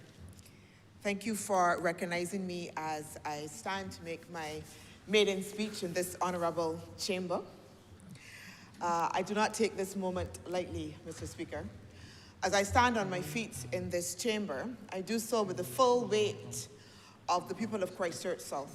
Those who voted for me, those who didn't, those who might have abstained for whatever reason, I stand to represent all of them as a humble servant. I thank especially, though, the team that would have supported me, that would have walked in the rain and the hot sun, and that would have toiled, and also, as well, the support of my colleagues and the party leader, who made it possible for me to be here standing in this moment. And of course, I thank my church, and I thank the Lord who has purposed me in this moment. It is not lost on me, Mr. Speaker, that I stand to speak on a bill, the subject of which has had the most recent impact on the constituency that I represent of Christchurch South. A constituency that has had the unfortunate position of having what I call a shadow representative. A representative that left them not once, not twice, but 3 times. Absentee, shadow representative. He left the constituency because he withdrew himself from them. There was a point at which the constituency no longer saw him, heard him, or felt him. That was one. The second time, he crossed the floor. He crossed the floor with no responsibility to be able to say to the constituents, I am departing. Didn't look back, didn't say a bye-bye, didn't say sorry, I love you, or I'm going. He left. And the third time, he announced that he will no longer be seeking the seat for Christchurch South, but he would be going to St. John. Left. No responsibility. When I started to walk in Christchurch South, Mr. Speaker, as a candidate, I was met with a wall of hurt in Christchurch South, an absolute wall of hurt. There was disappointment, disillusionment, frustration, and outright disdain for the political process. I met this lady, and she's become a pinpoint for me in my walk. And I beg your indulgence, Mr. Speaker, as I use the dialect that she greeted me with. At the time that I met this lady, I was not asking for a vote. I was actually in the process of my nomination. And she said to me, You can't come here asking me and begging me, she said, to vote for you. For that party is what she said. You cannot come from that party. She had voted once in her whole entire life, one time, a mature woman. And she had voted then for the then representative. You can't come here from that party because Wunna, she said, Wunna send a man who I vote for, and then he left. She said, if that is the type of politics that Wunna bring in, I want no part of it. And there's a lot to unpack in there, Mr. Speaker. I was coming, just not. I'm Chantal Monroe Knight from the Barbados Labour Party. That party, she said, don't come for that party. She associated the disappointment, the frustration, her disillusionment with the political process, and the crossing of her representative, her then representative, with the Barbados Labour Party. Wunna thanked him. So although that he had left and gone to a different party, as a candidate, as somebody now seeking her confidence, the stain of that disappointment and disillusionment still remained and still rested with me and the Barbados Labour Party. She said, I will not vote again, because if that is the type of politics you are bringing, I don't want a part of it. What she was saying and what the other residents and constituents of Christchurch South were saying to me was that the representative at that time had broken a trust, a covenant. The Honourable Member for St. George North talked about this sacred commitment. And this party continually talks about this notion of covenant. We have the covenant of hope. But if we look at the front of the manifesto, our manifesto for 2026, it says, our covenant with the people. The best example of the covenant you find in the Bible. It moves beyond just a contract. A contract is transactional. I have an obligation between two parties. Covenant is relational. It is personal. God made a covenant with Noah. He said, I will not destroy the earth again by flood. He made a covenant with Abraham as well that spoke about his future generations, his land, and his blessing. It is sacred. It is personal. Mr. Speaker, when I went to the constituents of Christchurch South and I knocked on their door, I walked in their houses. I held babies. I prayed with some. I ate food, Mr. President. Mr. President, there was a time, sorry, Mr. Speaker, I apologize, you would forgive me, that I remember it was early January. The elections had not been called, and there was some rain. And I was going through the constituency, just, speaking to the constituents about the situation and the rain that was falling. And I turned up at this lady's house, and I called her, and I was walking around the house looking at the flooding. And I was like, it taking very long to come out. When I got on her property, there was this smell of fried fish. Now, they got people who could fry fish and people who could fry fish. And in Christchurch South, they got people who could fry fish. That old time stink that it smelled real good. And I didn't eat for the whole day, and my stomach was rumbling. I got on the woman's property, I walking around and stuff, she's taking long to come. So then she looked out. She came out eventually, Mr. Speaker. And we talked about it, and then she said, come round in the front. Come round and sit down. So I gone in the house. And she said to me, come and sit down. But she didn't invite me to come and sit down at her sofa. There was a chair already pulled out at her table. And as I walked to the table, a plate appeared in front of me, and a piece of fish appeared in front of me. And you know, when you have some people who are matriarchs, when they give you a command, it sounds like they give you it in a half of a question, but it's really a command. So the way she said, sit down here, she was presenting me with a plate of something to eat. And the only thing she then asked me, really that was the question, you want the bread toasted or not? That was the only question, Mr. Speaker. So when you sit in people's houses and eat their foods and hold their babies and hold their hands, Mr. Speaker, when I turn up at a funeral and cry with the family, not crocodile tears, because that person has become part now of my family, that is not a contract. That is covenant relationship. That is family.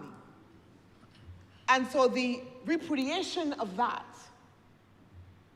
when that representative that becomes family crosses the floor with little responsibility, it creates a fundamental rupture in a covenant.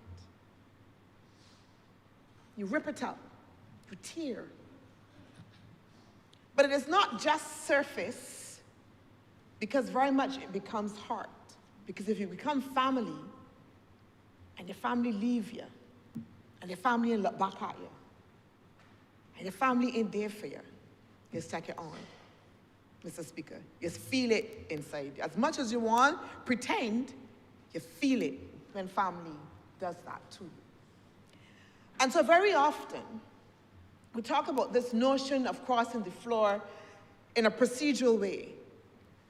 And, you know, we talk about, you know, the person crossing the floor for power or for pension and all of these things, and this you know, discussion about constitutionality. And all of that might be very well part of it. But fundamentally, Mr. Speaker, fundamentally, it is that rupture for the people that that person has created. And for me, Mr. Speaker, this bill creates a conscience. It creates a conscience for the representative. It creates a responsibility that should have been there anyhow. But sometimes we have to legislate things, and this bill legislates that fundamentally. And for me, there was no better demonstration of the democratic principle in this bill, because it keeps the power within the hands of people. And as a country, as a republic that is on a journey to ensure that it matures its democracy, keeps it true and keeps it sound, Mr. Speaker, this bill fundamentally does that. This bill fundamentally says that if you philosophically have decided that you will cross the floor and create that rupture, that as a measure of repair, that you will come back and seek a true mandate from the people. We put the power for representation, in that case, in the hands of the people where it should belong. Because to do otherwise, to contend with a situation otherwise, says that that person retains the power for themselves. And I don't know that a maturing democracy, Mr. Speaker, can contend with that or should contend with that. Mr. Speaker, you know, it's interesting. As I listened to all of the contributions today, in particular, the contribution from the Honourable Member from St. Philip North. And it was just interesting because you would hear comments that would suggest that this bill is about ensuring power, that this bill is about making sure that people don't speak, And this bill is about a prime minister who's a dictator. Mr. Speaker, the honourable member for St. Michael Northeast is not in her seat, the honourable prime minister. But I would say to you that tomorrow, the honourable member for St. Philip North, and I can say that without any apology and with surety, that next week, she will still be in that seat. Because I understand the philosophy of the party that I am a member of, Mr. Speaker. When I put myself up as a candidate and I knocked on doors, there was no uncertainty that Chantal Monroe Knight was coming as a representative for the Barbados Labour Party. I wore my red shirt and my color proudly. The honourable member for Christchurch West talked about support. The honourable member for Christchurch West sent his people to my camp to help me. That is support. When I was at my spot meetings, Mr. Speaker, I talked about the record of the party. When people met me in the constituency that had concerns, they asked me to defend the record of the party. The record of the party. It was the record of the party, the history, the philosophy of the party that I stood on as I presented myself as a candidate, as I asked the constituents of Christchurch South to repose their confidence in me. What I brought to that was also a reflection of what I understood to be the philosophical leaning of this party. That as I said to the constituents of Christchurch South, that I am a representative that will turn up, Mr. Speaker, because I knew that that was part of the philosophy of this Barbados Labour Party, that you turn up for your constituents. When I said to them that I will work hard for you, that is part of the philosophy of this Barbados Labour Party. The honourable member for St. Michael Northeast, Mr. Speaker, as Prime Minister, they can't do nothing less than work hard and represent.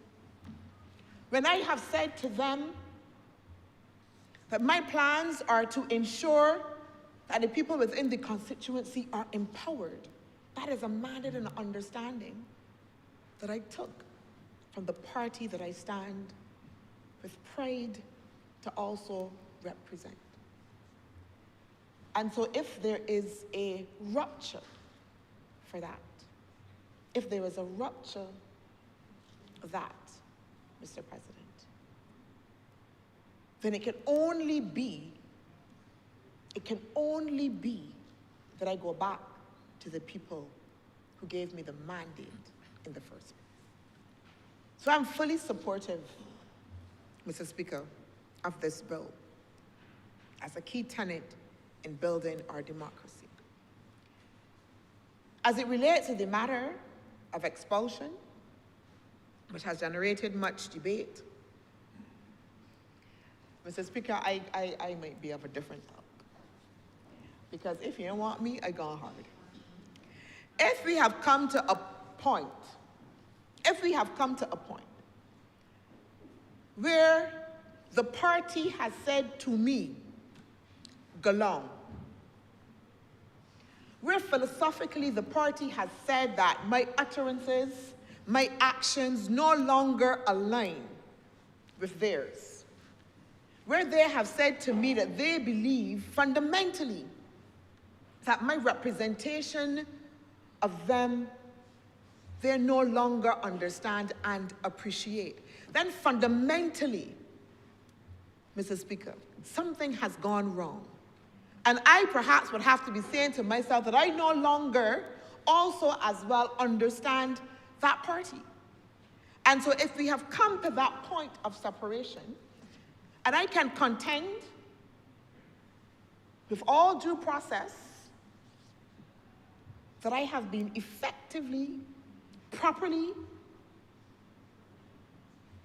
removed from the party, Mr. President, Mr. Speaker, sorry, sir, then not only will I go, but if I so believe that my representation still stands true, then I would have no problem, any of us should have no problem in going back again to the source of the mandate, to the source of the mandate given, to then present ourselves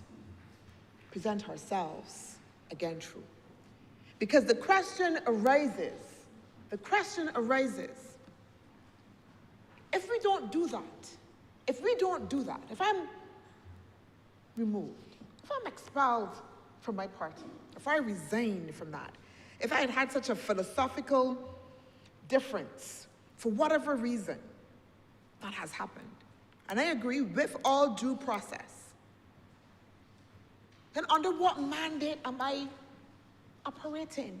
Because if I understand that I have stood and knocked on a door, not just as Chantal Monroe Knight, but as Chantal Monroe Knight of the Barbados Labour Party, or the Democratic Labour Party, or the PPC, PPU, or EPU. If I'm no longer aligned,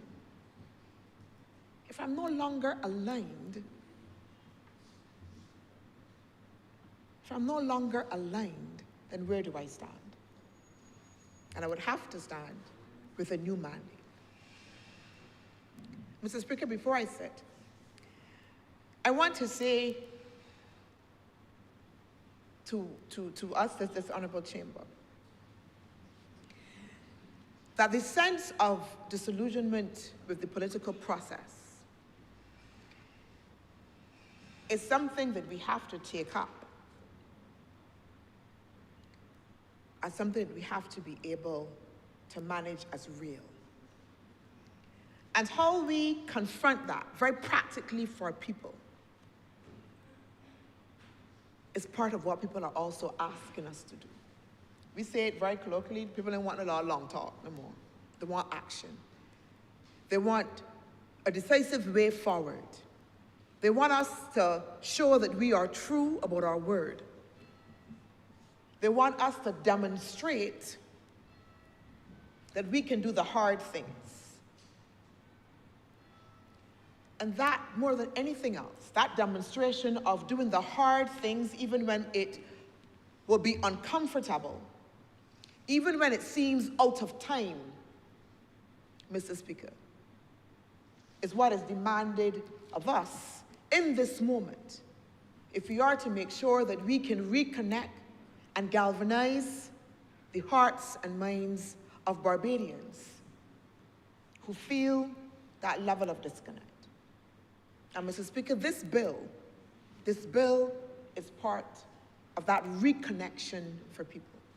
It is part of that demonstration for the people of Barbados. That as a government, that we understand, that we are cognizant of their reflection, that we want to be true to that democratic principle and ethos, that they remain the arbiters of the mandate that they give to us. I'm obliged, Mr. Speaker.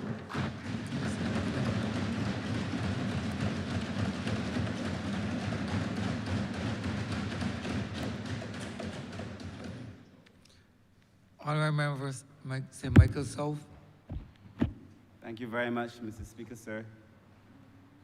I rise to participate in what I think is one of the most important conversations that we have had the opportunity to engage in. And I say so, sir, and I'm not at all in a combative mood. In fact, I find myself being particularly reflective, sir, only because I think the moment merits such. I came to public life, sir, with a simple philosophy: people over politics. The honourable member for the city has adopted it, people first. stolen, some would say, but people first. But people over politics was the mandate that I came with, or the mantra I've used. I believe it very passionately, sir. I believe it with every fiber and tissue of my being. Like the honorable member who spoke so eloquently before me, sir, I too found myself for the last few weeks, but I do it all the time, going from house to house, asking people to take me on as their candidate, sitting in their houses, having conversations, hearing very personal stories about people's lives, sir.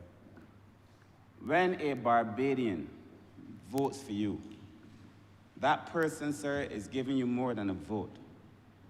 They are locating their trust in you.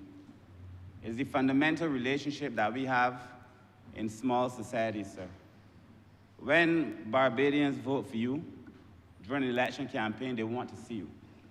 We hear all the time, I haven't seen you. They want to see you. They want to talk to you. It is personal.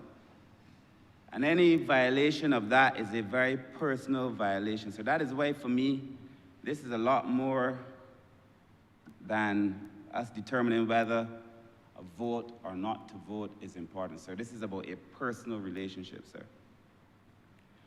We say, sir, when we go from house to house, that this is really a promise. We make a promise between ourselves and the people we have the opportunity to represent. And today we have to determine how sacred that promise is between ourselves and the people that we get to represent. How sacred is that promise? And I think that is the fundamental question that we all must ask ourselves when we begin this journey, sir. And I see it as a journey. And I want to, for the few moments that I will speak, sir, present it as such, as a journey. And to understand that journey, sir, it is about the voter. The process, sir, is about the parliament. But ultimately, I believe it should end with the voter. And that is what this election, sir, has taught me. It is what my political life thus far has taught me, sir, that the voter is paramount, Mr. Speaker, sir. Nothing else. And therefore, sir, when we came to public life, sir, we engaged our constituents. We asked them to mark an X. And when they mark that X, Mr. Speaker, sir, the Barbadian voter is a very educated, a very intelligent, a very informed person. They are voting for the direction of the country. They are voting for its leadership. They are voting for a team. They are voting for their future, Mr. Speaker, sir. A lot is placed in that X when that X is given to you. They are saying, sir, I'm giving you the opportunity to govern. I, the voter, I am giving you the opportunity to go there and speak on my behalf. I, the voter, I'm giving you the opportunity to sit in that seat, sir. And the thing that I have come to appreciate, and I think the honorable member for St. George North also said, and said it also very eloquently, we don't own these seats. The New Republic, and I will speak to that in a minute, sir, the New Republic is about ownership. These seats are really owned by the people. We sit here almost on loan.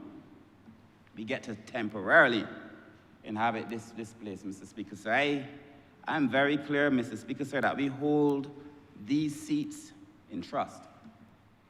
And that trust is the fundamental relationship between ourselves and the people we have the opportunity, sir, to come here and to serve on their behalf, Mr. Speaker, sir.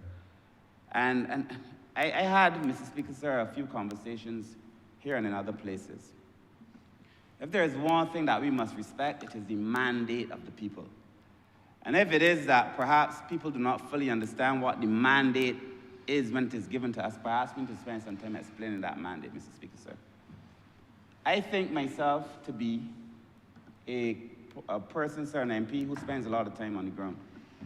I believe that I canvass as much as any other person, Mr. Speaker, sir. But I believe that when a voter makes a determination, they are saying that I want you and the banner under which you came to my house to represent me in Parliament. I believe that. So that most of us, as we said, all of us said, sir, we cannot possibly be here, most of us, without the support of a political party. And sir, this has nothing to do for me. As I said, I'm in a reflective mood. The election is over. We have now to govern. This has nothing to do with the BLP or the DLP or any other political party. It is the fundamental trust that people give to you. When you go to them and you say, I am so-and-so from so-and-so place, and this is what I intend to do. When we wave our manifesto, when we shout, when we play our political songs, when we sing and we dance, we have to stand for something. Is either that, sir, or we are attempting to pull a major fraud on the people. And sir, Mr. Speaker, sir, I believe very strongly, sir, that on this journey, that banner matters. The banner that we come to Parliament and say, we are members of so-and-so political party, whatever the party is, it matters, sir. And on any political journey, you are going to have challenges. Life is not a straight road. And we know that from time to time, you're going to have humps along the road. You're going to face challenges along the road. So the question is, how do we deal with these humps? And how do we deal with these challenges, Mr. Speaker, sir? On this democratic journey, sir, as this bill articulates, the first is when a member decides to cross the floor. And something happens, perhaps in some cases, immediately after an election. Perhaps in other cases, it may happen a while after an election, but a member may determine that they want to change their political allegiance for whatever reason. But it is my view that when that political allegiance has changed, then the mandate has changed. The mandate given to you somehow, sir, has been affected. It must be. It is fundamental to the relationship. There is no way that your allegiance can change and you want to hold on to the mandate that you were given. That has to change fundamentally as well, Mr. Speaker, sir, and that the direction chosen by the voters is no longer the same direction that you were on. It is as clear in my mind as clear can be, sir. And if you want to do it, sir, as many men have done in this place, if you want to do it silently, sir, democracy, in my view, cannot change silently. You want to change it, go back to the people. Nobody has said that if you want to cross the floor, you can cross the floor. If you want to cross the floor, cross the floor. But go back to the people. If you determine you no longer want to be a member of a political party, that is fine. Go back to the people. And if the mandate changes, as is my view, as I just espoused, that the mandate has changed, then, sir, the people must be heard again. And so when it comes to the idea of crossing the floor, Mr. Speaker, sir, I believe very strongly that people should go back to the people. And I think the Honourable Member for St. George North also said it cannot be punishment. I do not see it as punishment. I see it, sir, as democratic renewal. This is fundamentally about strengthening our democracy, sir. No member should ever fear returning to the people that put them here, Mr. Speaker, sir. If you fear it, then it should say something to you about the way you have governed or the decision that you have just made, Mr. Speaker, sir.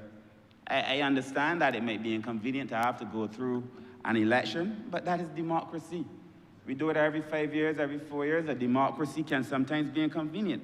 You know, Mr. Speaker, sir, one of the better conversations I had during the course of the election, permit me to say, I don't know if you would mind, David Commission. One night we had a conversation about the meaning of our new republic. What does the new republic hold for Barbados? And we had a very long and interesting conversation about the need for Barbadians to feel they own something. They own a piece of the rock, whether that is in housing. They own, sir, the monies that have been saved by this government, sir. That is why you find the Prime Minister is giving back, and the government is giving back to the people because they own it. It is their ownership. We cannot legitimately claim that the persons put us here really own these seats, Mr. Speaker, sir, and we are afraid to go back to them. And the new republic must say to the people, when people that we have put in high office have determined that they want to do something contrary to what it is that we've asked them to do, that they locate themselves on the ground, face a ballot, and face the people that put you here, Mr. Speaker, sir. I feel the same about the political parties. This might be a harder question for some. It may be perhaps, sir, a difficult moment for some, and I understand it. I understand why it would be difficult, sir, but this is the moment, and that is why we came to public life. We came to public life, Mr. Speaker, sir, to tackle the difficult issues. This is not even about this moment for me. And it's not whether somebody had already crossed previously or not. This is the right thing to do as part of our new republic, Mr. Speaker, sir, to make sure that people feel that they own Mr. Speaker, sir, in a real sense, the seats that we occupy, Mr. Speaker, sir. Political parties, let's not fool ourselves. Political parties are essential to our democracy. They have always been, Mr. Speaker, sir, and as long as we stay on this first past the post system, they will always be. And even if we go to any other system, they will always be, Mr. Speaker, sir.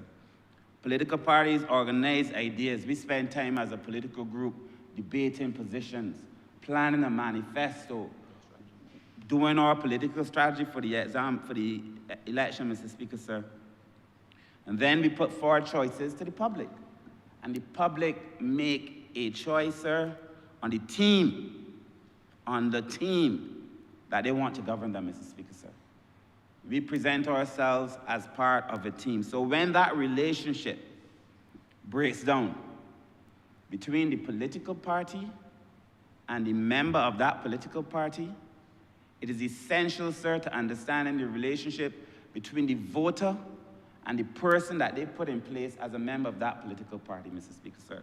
My view is that when that relationship has changed, this is my view, when a political party and a member no longer share the same fundamental principles, Mr. Speaker, sir, when that relationship has broken down, Mr. Speaker, sir, that person should go back to the people. This is not about party discipline. I've heard it said, sir, that this is about party discipline. It is not about party discipline. In my view, this is fundamentally about protecting our democracy. If you, your political party, and yourself are now so divorced that you can no longer be a member of that party has so distanced itself from you. You no longer represent the party, Mr. Speaker, sir. On the ideas that you came to office, go back to the people. You have a different view from your party. The party brought you here. Go back to the people, Mr. Speaker, sir. So whether you choose to walk away or whether the political party and you have now so divorced that your views no longer represent the views that brought you here, go back to the people, articulate your views before the country or before your constituency. And if your views, sir, are strong enough, or if you feel strong enough, or if your relationship is strong enough, sir, the principle in my mind is the same. Whether a member abandons the party, or whether the party abandons that member, the democratic principle is the same. Let the people determine, and let the people decide, Mr. Speaker, sir. And so for me, sir, there's really no difference, sir, and the legislation does not give power to political parties. I keep hearing this reference for persons who oppose it. It does not give power to political parties, Mr. Speaker, sir. Expulsion does not remove a member from parliament. If your political party has said they no longer want you and they expel you, you're no longer automatically removed from the parliament, Mr. Speaker, sir. There's a whole set of things. You have, 14 days, you could discuss it, you could debate it, but at the end of the day, Mr. Speaker, sir, you can go back to the people. And that, for me, so if there was a case where you were expelled from the parliament and you could not come back, if you could not go before the people and make your case in the public court, then we had a problem. But if you have the opportunity, if you say to me that I no longer hold the views that I held when you and I had conversations, if you say to me that my views have now so changed, that the things that you supported as the public, that you felt in your core were significant enough for you to vote for me, my views have so changed that fundamentally the rupture in the mandate now has allowed us, sir, to be on different positions, my party and myself, then I want to come back, sir, and to have the people determine whether I should be here or not. So, Mr. Speaker, sir, the laws that we pass in this parliament are not for this time alone. We come to parliament, Mr. Speaker, so that is why I say it doesn't matter to me if anybody had ever crossed the floor or not. This is the right thing to do. The laws that we pass in this parliament, Mr. Speaker, sir, must stand the test of time. And I also feel, Mr. Speaker, sir, that all these things must also stand the test of reasonableness. Is it reasonable for me to assume that if my party and myself are so divorced that the party has found it necessary to expel me, that my views may no longer reflect what the people, when they made their choice, elected me on? Mr. Speaker, sir, is it reasonable for me to say that I should stand here, having changed my views entirely, so that the party and I have gone separate ways? Should I stand here without the mandate of the people, Mr. Speaker, sir? And any of us, Mr. Speaker, sir, who would wish to have it that way, we are violating the fundamental trust that I began by articulating. It is a trust. Barbadians vote for you, they trust you, they bring you into their house, they sit with you, they let you hold their children. Mr. Speaker, sir, they tell you things they don't tell their spouses. Mr. Speaker, sir, this is a relationship. And we are saying in this parliament, Mr. Speaker, sir, that we respect that relationship, Mr. Speaker, sir. And good legislation cannot, it should not, and it must not protect power. Good legislation must protect people, and it must protect our democracy. And I support this legislation, sir, because I see it as good legislation that protects our democracy, Mr. Speaker. So I began, as I close, by speaking about trust. We don't get to own that trust forever. You don't get to violate people and think that you have a sovereign right to own their trust. Mr. Speaker, sir, if you want to walk away from it, walk away from it. That is fine. But then the responsibility should be on you to go back to the people and have the people make a determination, Mr. Speaker, sir. So every democratic journey should begin with the people. Mr. Speaker, sir, you make a choice, you choose to cross the floor, let it end with the people. You and your political organization now have so gone separate ways, sir, that people do not know what you stand for anymore. Go back to the people. Every democratic process must begin and end with the people in this new republic, Mr. Speaker, sir. And that is why I support this legislation, Mr. Speaker, sir. And I support it, Mr. Speaker, sir, because I know it will do well for the people in this country. And the Barbadians who are listening to the sound of my voice, I ask them to look at the bill, sir, to ask themselves, sir, if they do not think they should have a say in who sits in a particular space when that person has either changed their mind on that person for whatever reason, Mr. Speaker, sir. We are giving the power to the people. This is such a simple and, I won't want to say beautiful bill because the word the beautiful bill idea is a bad one. But this is such a beautiful piece of legislation, Mr. Speaker, sir, because it puts power back into the hands of the people. With those few words, Mr. Speaker, sir, I'm obliged.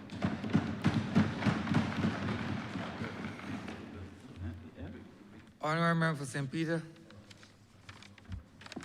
Thank you very much, Mr. Speaker. I joined this debate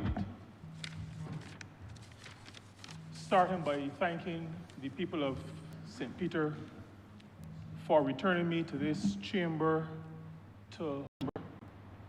that includes, and even though it is not the subject of the bill, I must say to my former neighbor that one of my functions here in this term is to make sure that he works in St. Peter.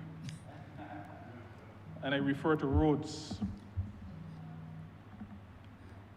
But this debate, Mr. Speaker, is, for me, essentially about honesty and integrity.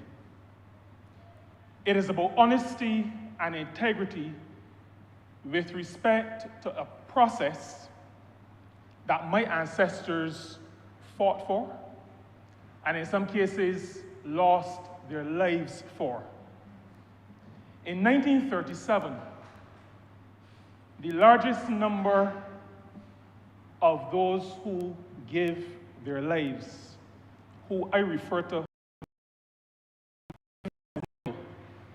the second largest number came from St. Peter. The process that they fought for and gave their lives for is one that contains and that is built on honesty and that is built on integrity. Now, the process that I refer to is the process of deciding who represents the people of this country in this honorable chamber. I am talking about elections, and after elections, fulfilling the mandate given by the returning officer when he says to those who inhabit this space at any particular point in time, you are the duly elected member to represent the constituency in the House of Assembly of this island. How seriously I take this matter, Mr. Speaker, could probably be best reflected in a term that I used in this House maybe over a year ago. I used the term whoredom.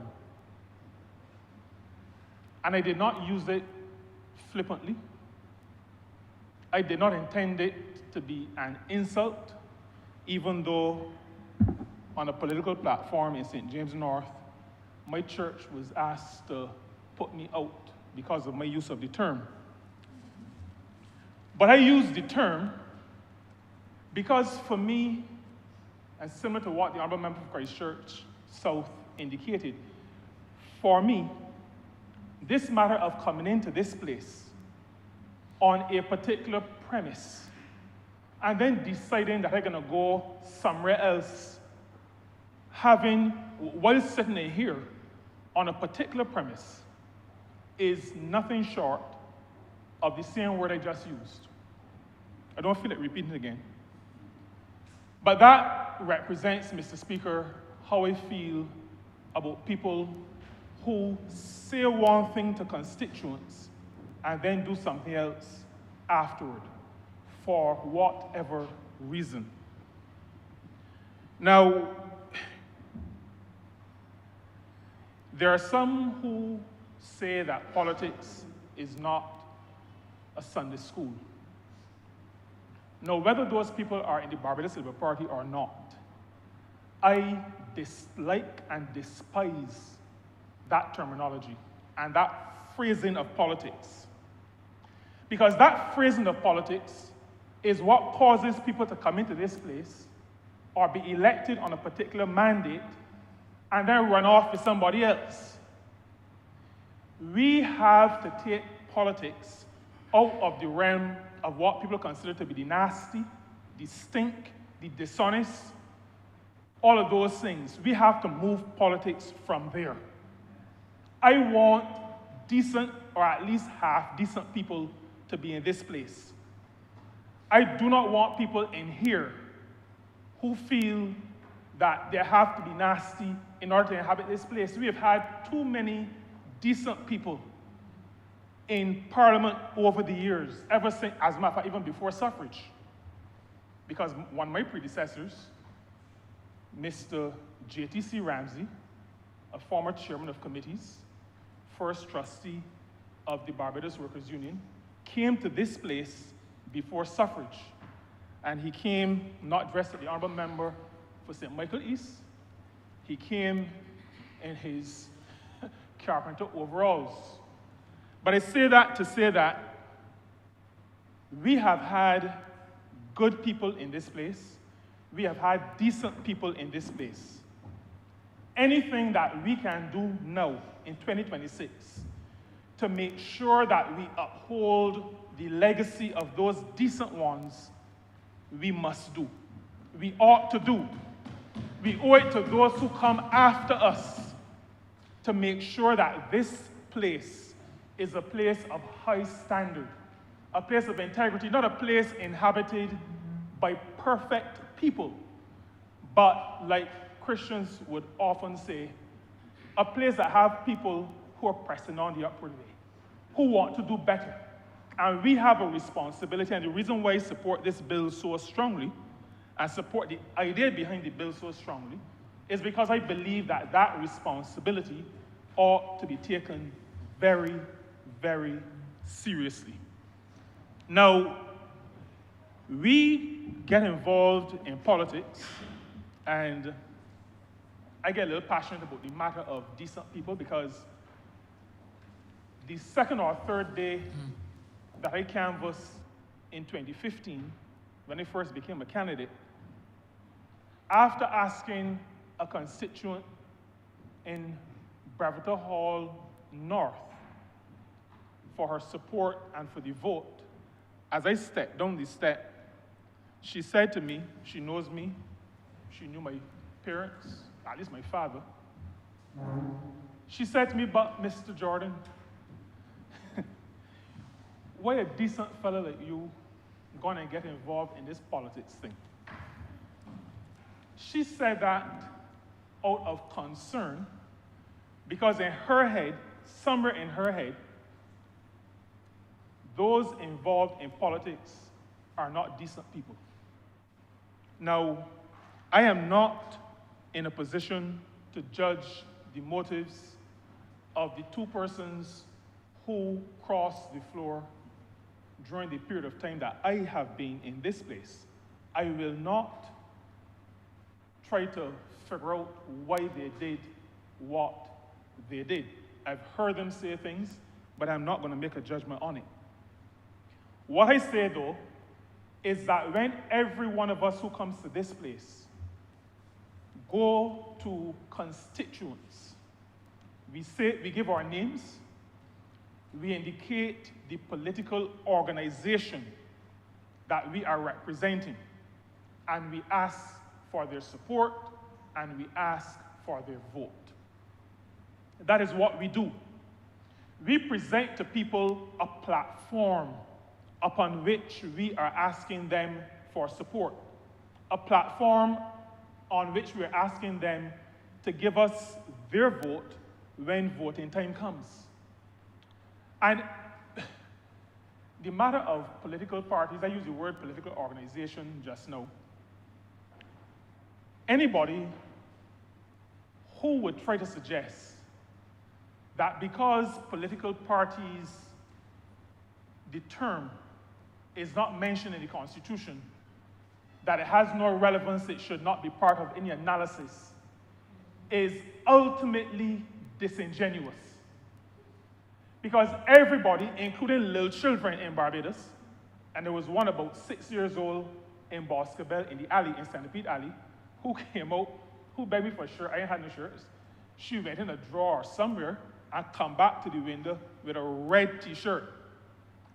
Everybody in Barbados, including children who didn't vote, understand that we engage in the political process generally on the platform of a political party. Those who do not engage on a platform of a political party indicate that they are independent. The famous Mr. Webster in St. John, I mean, he was, as far as I'm concerned, famous. I mean, I don't know if I would do that as often as he did, as an independent, knowing that I would get 6 or 5 or 4 votes. But everybody knew he was independent. They knew which party Honourable was on. So that to say that we ought not to include political parties in the consideration is disingenuous. Because a thing is not represented in words does not mean the thing does not exist. It does not. And if our deliberation as a country, particularly in the political process, is to mean anything to those who are outside of this place, then we're going to have to engage seriously, and we will have to engage in that debate honestly. We engage with constituents asking for support on the basis of our affiliation with a political party. Now, my colleagues have already spoken about the fact that we benefit from different kinds of paraphernalia, posters. The Honourable Member for Christchurch South spoke to the fact that one constituency sent her. That is because a political party becomes a family. And I recognize this, Mr. Speaker, in 1984. I was a little fellow, but I was always interested in politics. And after Mr. Arthur won the second by-election, my father allowed somebody to use the car to take my sister and I on the motorcade. And in that motorcade, Mr. Speaker, there were some rear enders, some fender benders, and I was amazed that everybody said, no problem, go along, go along. I realized then that political parties were real and that they represented important relationships for people who are members of the parties. In a political party, there is also the matter, as the Honourable Member for Christchurch West indicated, of the manifesto. Now, this is where I get also very serious. I joined the Barbados Labour Party because it indicated to the country that it considered its manifesto to be a commitment to the people. I've never considered joining the Democratic Labour Party because up until 2025, it never made that admission. It attempted to do it in 2026, speaking to the matter of covenant. But I will allow the preacher from Christchurch South to speak to the matter of covenant, because I don't think she used the word covenant lightly either, and I think it was used lightly. But when you go to a constituent and you offer yourself as the member of a political party, and then you sign up to what is included in the manifesto, you have said to your constituent or to your potential constituent, this is the framework within which I offer myself to you to be your representative and to, if I have the opportunity, to execute policy on your behalf and on behalf of the broader country. That is the framework within which you have offered yourself. There is a certain level of having given up some of your individuality. Any human being who runs for political office as the member of a political party has given up some of their individuality. They remain people. We all remain people. We all remain individuals. We continue to have freedom of thought and freedom to make decisions. Having committed to a party, is it having committed to a church? Is it having committed to a marriage? You have given up a certain level, a certain portion of your individuality. When you're married, you don't just wake up one morning and decide, I'm going to see and I'm telling nobody in the house. That's not how it works. But that's why it doesn't work. I remember you go up, then you can't come back. But you may not be able to come back. So you can go. So there's a certain amount of your individuality that you have given up. And anybody who makes a decision to join a political organization must recognize that. If we don't, it means there's a certain level of immaturity in the decision making or a lack of research about what joining a political organization is all about. So that, and the Prime Minister referred this morning, the Honourable Member for St. Michael Northeast referred this morning to my position as a Seventh-day Adventist.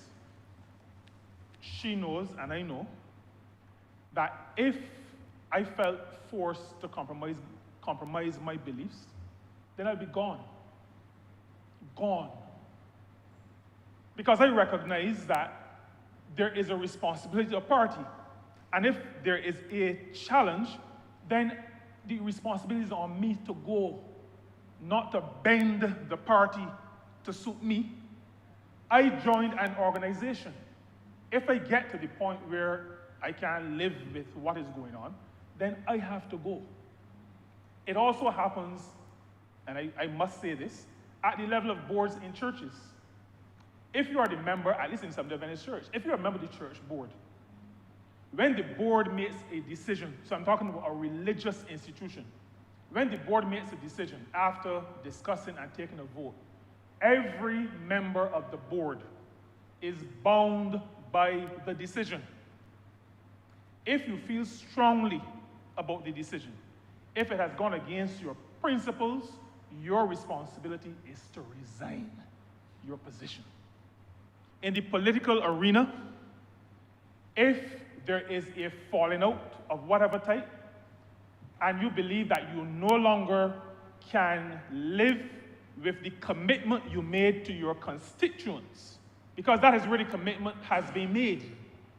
You have made a commitment to your constituents. If you feel you no longer are able to honor your commitment based on the framework within which you offered yourself, then you must go back to them and say, I can no longer be the person I told you I was going to be. Because those people now have gone off in a different direction. And I need you to send me back on this new platform.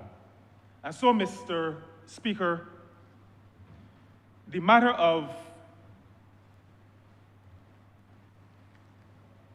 decision-making by those of us who inhabit these hallowed spaces is one that we must take very, very seriously. Now, I spoke to what we say when we go to houses. I spoke to the manifesto. I also must speak to the fact that one of the areas in which we operate is the matter of the leadership of the political organization. My father told me many years ago, everybody has always been supporters of the Barbados Labour Party, but my father told me that in 1976, I was canvassing for Mr. Barrow. And he said that because as a little boy, I could only remember buzz phrases. So apparently he said I was walking out around the house and wherever I went saying, "Tip, dipper, tipper." This phrase was keep, dipper, skipper. Those who ran for the Democratic Labour Party in 1976 ran not just as individuals, they ran as part of that political institution, but they also ran as persons who were following a leader in Errol Walton Barrow. The slogan was keep, dipper, skipper. So that you do not come to this place on your own steam. You argue your case based on the fact that you're a member of the political organization. You support a manifesto with policies that speak to what you're going to do when you get to this place, the legislature, but you're also operating to some degree under the leadership of a visionary leader. And that is why in 1994, this party talked about going with Owen. But I was real proud in 1994 because with my MP from Rosa like me, but that is how we fought the election. And then we were fighting the election also under a banner more recently, Mia Cares. So that we have to be very clear as to what brings us to this place, what we have presented ourselves as to our constituents. So that when we talk about either people first or people over politics, for me, this is about honesty, and this is about ensuring the integrity of our electoral system. If we cannot continue under the rubric or within the rubric that we have shared with people, that they have made their decisions based on, because they have made decisions based on you as an individual, based on the party you represent, and based on the leadership of the party that you represent. And so we are not here on our own steam.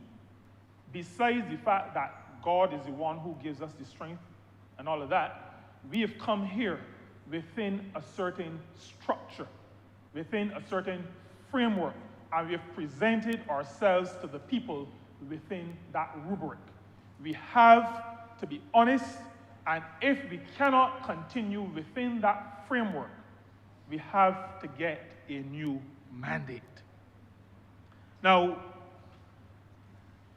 I want also to say, and the final couple of things I'm going to say, we have to be careful about our democratic process. Across the world today, the 24th of February, there are people who are looking at famous democracies and wondering how did they get to where they now appear to be. Why does it seem as though democracy, what we style Western liberal democracy, why does it appear that it is falling apart? I posit, Mr. Speaker, that strong democracies require strong institutions. Strong democracies must have strong institutions, and strong institutions will only exist if there is discipline. Indiscipline wrecks personal relationships. Indiscipline wrecks family relationships. Indiscipline wrecks work situations. Indiscipline wrecks religious institutions. Indiscipline wrecks political organizations. And organizations will only be strong if there is discipline in the organization. And these institutions include, obviously, political parties. But beside the requirement for strong institutions, strong democracies also require integrity. Integrity is what makes the political process sustainable. Otherwise, chaos reigns. Otherwise, everybody wrecked for themselves. Integrity is necessary. Principles are important if democracies are to be strong and to remain strong. And so, that integrity includes the matter of commitments made to constituents. And we talk a lot about apathy, people not coming out to vote. Well, people ain't coming out to vote if the field politicians come in and telling them one thing, and then 2 years after doing something else, or 2 weeks after doing something else.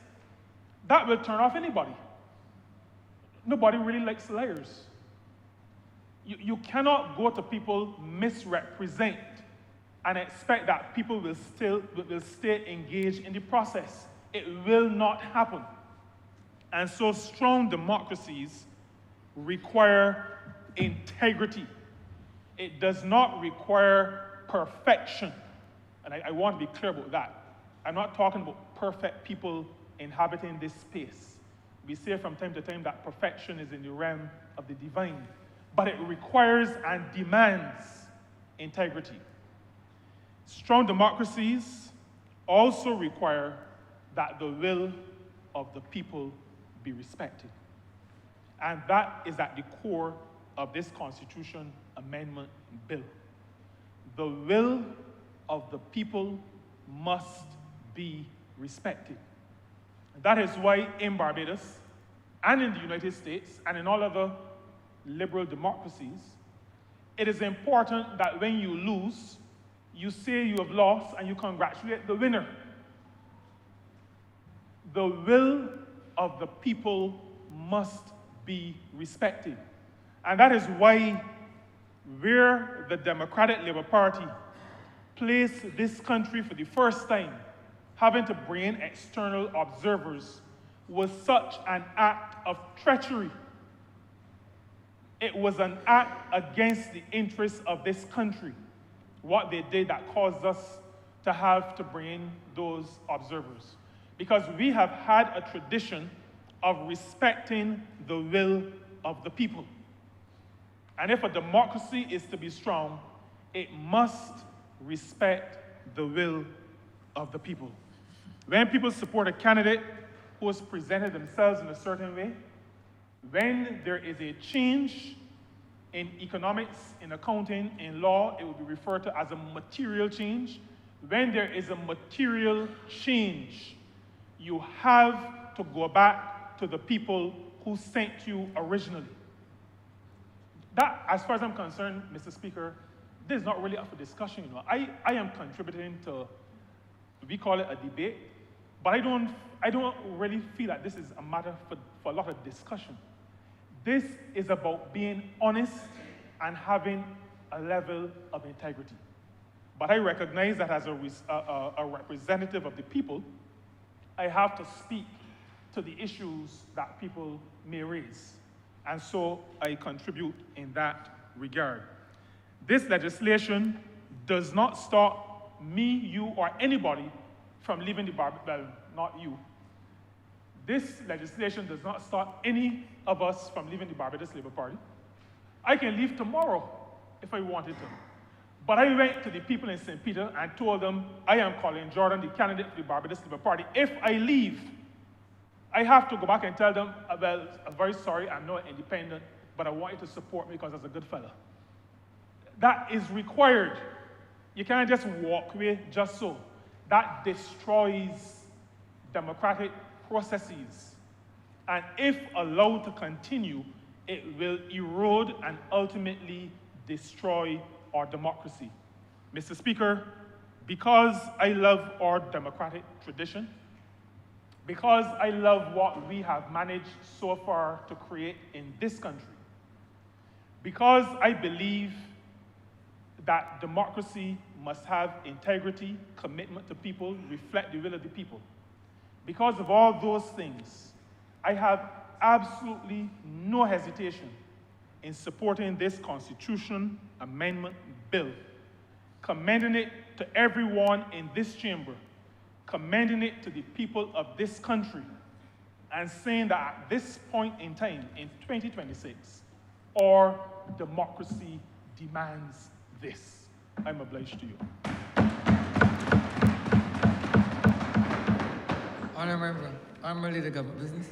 Thank you, Mr. Speaker. I want to start, first of all, by congratulating both of the honourable members that have made their debut appearance in this honourable place, both the member for St. Thomas and also my parliamentary representative and member of Christchurch South. I also want to congratulate also all other honourable members who are here for the first time joining us and who have been able to convince an electorate that they are deserving of being able to represent the people of their respective constituencies. And Mr. Speaker, I've already thanked you and congratulated you for being returned as the now elected speaker from this place as well. As I listened throughout the course of today's session on this very important constitutional amendment, I could not help but remark to myself that perhaps this bill has given conscience to several of our members in this place.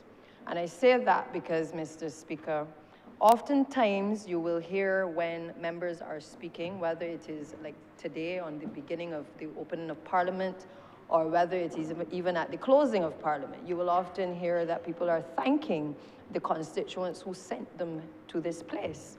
Very rarely do you hear members speak to the political party that gave you the opportunity to serve.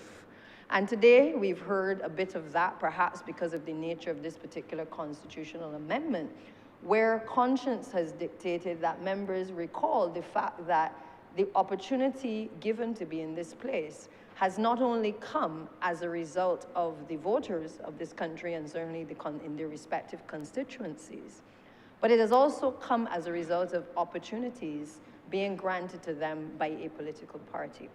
And I say that, sir, because when I started my political career, while I've spoken as a youngster on political platforms and perhaps always had an interest in politics, the reality is that the former leader of this party gave me the opportunity first to be in the Senate as one of two opposition members.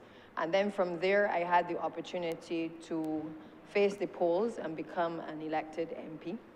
I also had, while I was a senator, the opportunity to serve on 3 statutory boards, gaining an understanding of politics and government, and to be able to understand service to people now from a completely different perspective. And I start there, Mr. Speaker, because what we are doing today, I believe, not only speaks to trying to ensure that this particular amendment to the Constitution recognizes the voter and the importance of the voter, but I believe it also signals as well a better understanding of the role that political parties play in us as members of parliament being in this place and being able to serve our country as well. In other jurisdictions, we have had a situation where, as we heard when the Honourable Prime Minister was introducing this bill, that others have gone further. Now, I recall that as leader of opposition business, and now as leader of government business for the last, I believe, 7 years, that there have been occasions where we have seen members not necessarily toe the line. And in other jurisdictions, when you don't toe the line, when you don't necessarily agree with the particular policy, the particular legislation, the leader of government business or through the political leader will usually enforce what is known as the whip to be able to get persons to toe the line. And we have found in this place, both from my experience as being leader of opposition business as well as being leader of government business, that throughout the years, while there has been a toeing of the line on some occasions, we have also seen another development where people have actually been able to speak their mind freely, going against the government's policy, going against the cabinet ministers who will get up and certainly support various pieces of legislation. And we have not seen people thrown out of this place because their views were contrary to what was being articulated by the person who was introducing the bill or other cabinet ministers. In fact, our backbench has had free rein to be able to say what they like and how they like over the course of both administrations, Mr. Speaker. And that has lent itself, especially when you have a 30 love on 2 occasions, now 3 occasions, it has lent itself sometimes to, you know, a little stern eye and a little cut eye from time to time by ministers because sometimes you're feeling a little fire from your colleagues. But the truth of the matter is that certainly within the party that I am a part of, it has also given us a certain level of freedom of speech to be able to articulate how you feel on certain issues. Some people might go into their feelings because people take a turn in them inside of this place. But for the most part, many of us get on with what we have to do. We appreciate that the people who sent individuals here, that they have a responsibility to advocate and to represent, because that is what the people sent you here to do. But we as a political party, and certainly as a government, has never victimized anybody because they shared a different view than what was the policy that was being articulated by the government, and certainly by this particular government of the day. We have seen a situation, Mr. Speaker, where, and I will single out the member for St. Michael East because I also feel that he's been the conscience of the Barbados Labour Party. He's been the conscience of this government for decades. In that sometimes his views, we all sit in awe, both in this place and outside, at the views that are expressed. Sometimes it gives us cause to pause, but we respect the views that the honourable member shares in this place. We may not always agree, but we've respected them. And if this was a party, Mr. Speaker, where persons would feel victimized by speaking out, the honourable member for St. Michael East has not only moved from being a backbencher, but he now sits in this place as a Minister of Government, sitting back in the Cabinet of Barbados. I believe that that speaks to the fact that this particular amendment to the Constitution, Mr. Speaker, first and foremost, is not intended to deal with those situations where people speak in this place about conscience. It is not intended to address the issues where there is dissent on the floor and people are upset about a certain direction that the government may be going in. It is not intended to censor the backbench. It is not intended to censor ministers.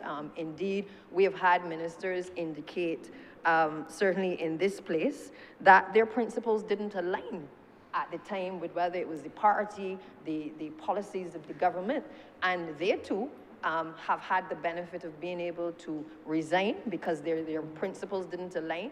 And we have allowed those individuals to come back and serve in this place. Not in any way did we try to put them in a position where they did not feel accepted back, because this party has always believed that people have the opportunity to have free speech. They have the opportunity to be able to say how they feel about a particular issue. And if they feel strongly about something, they are also free to resign, take a little time, and then whenever that time is right, to be recalled upon to be able to continue to serve. That is the government of which I am a part of, Mr. Speaker. It is part of a government that I'm proud to be a part of. So when people, I hear the criticisms about this particular piece of legislation as if it is intended to censor people, and I want to put on the table that in the time that I have certainly been in this place, the type of leadership that the Honourable Member for St. Michael Northeast has brought to this particular place has allowed us to have that freedom of speech in here and certainly in the Cabinet of Barbados. It is not to say, Mr. Speaker, that we always agree, because we don't. And you are a member of the parliamentary group, Mr. Speaker, and you are fully aware that there have been times when voices are raised and positions differ from time to time. But when it comes to doing right by the people of this country, that is the one thing that continues to bind us and continues to allow us to make sure that we utilize the skill sets of the people around us. I am on record, Mr. Speaker, as always taking a position that we will not always find the talents in one particular political party, but that we have to be open-minded enough to know that we have to sometimes pull on resources across the political divide sometimes. We also have to be able to pull on regional expertise, and we have to pull on international expertise as well. So today's amendment basically speaks to ensuring that what we have seen over the course of certainly the last 7 years of us being here, where we would have, as a political party, I would have to say, we broke bread together with one member of parliament who one day was signing off in the manifesto that he was supportive of the policies of the Barbados Labour Party. He would have mounted a political platform supportive of those same policies, spoken on all of our platforms and been supported, but then found it fitting, once we had won the election, to cross the floor. It therefore meant, as the Honourable Member for Christchurch South spoke to earlier, that there is a lack of confidence by the electorate, yes, but there also is a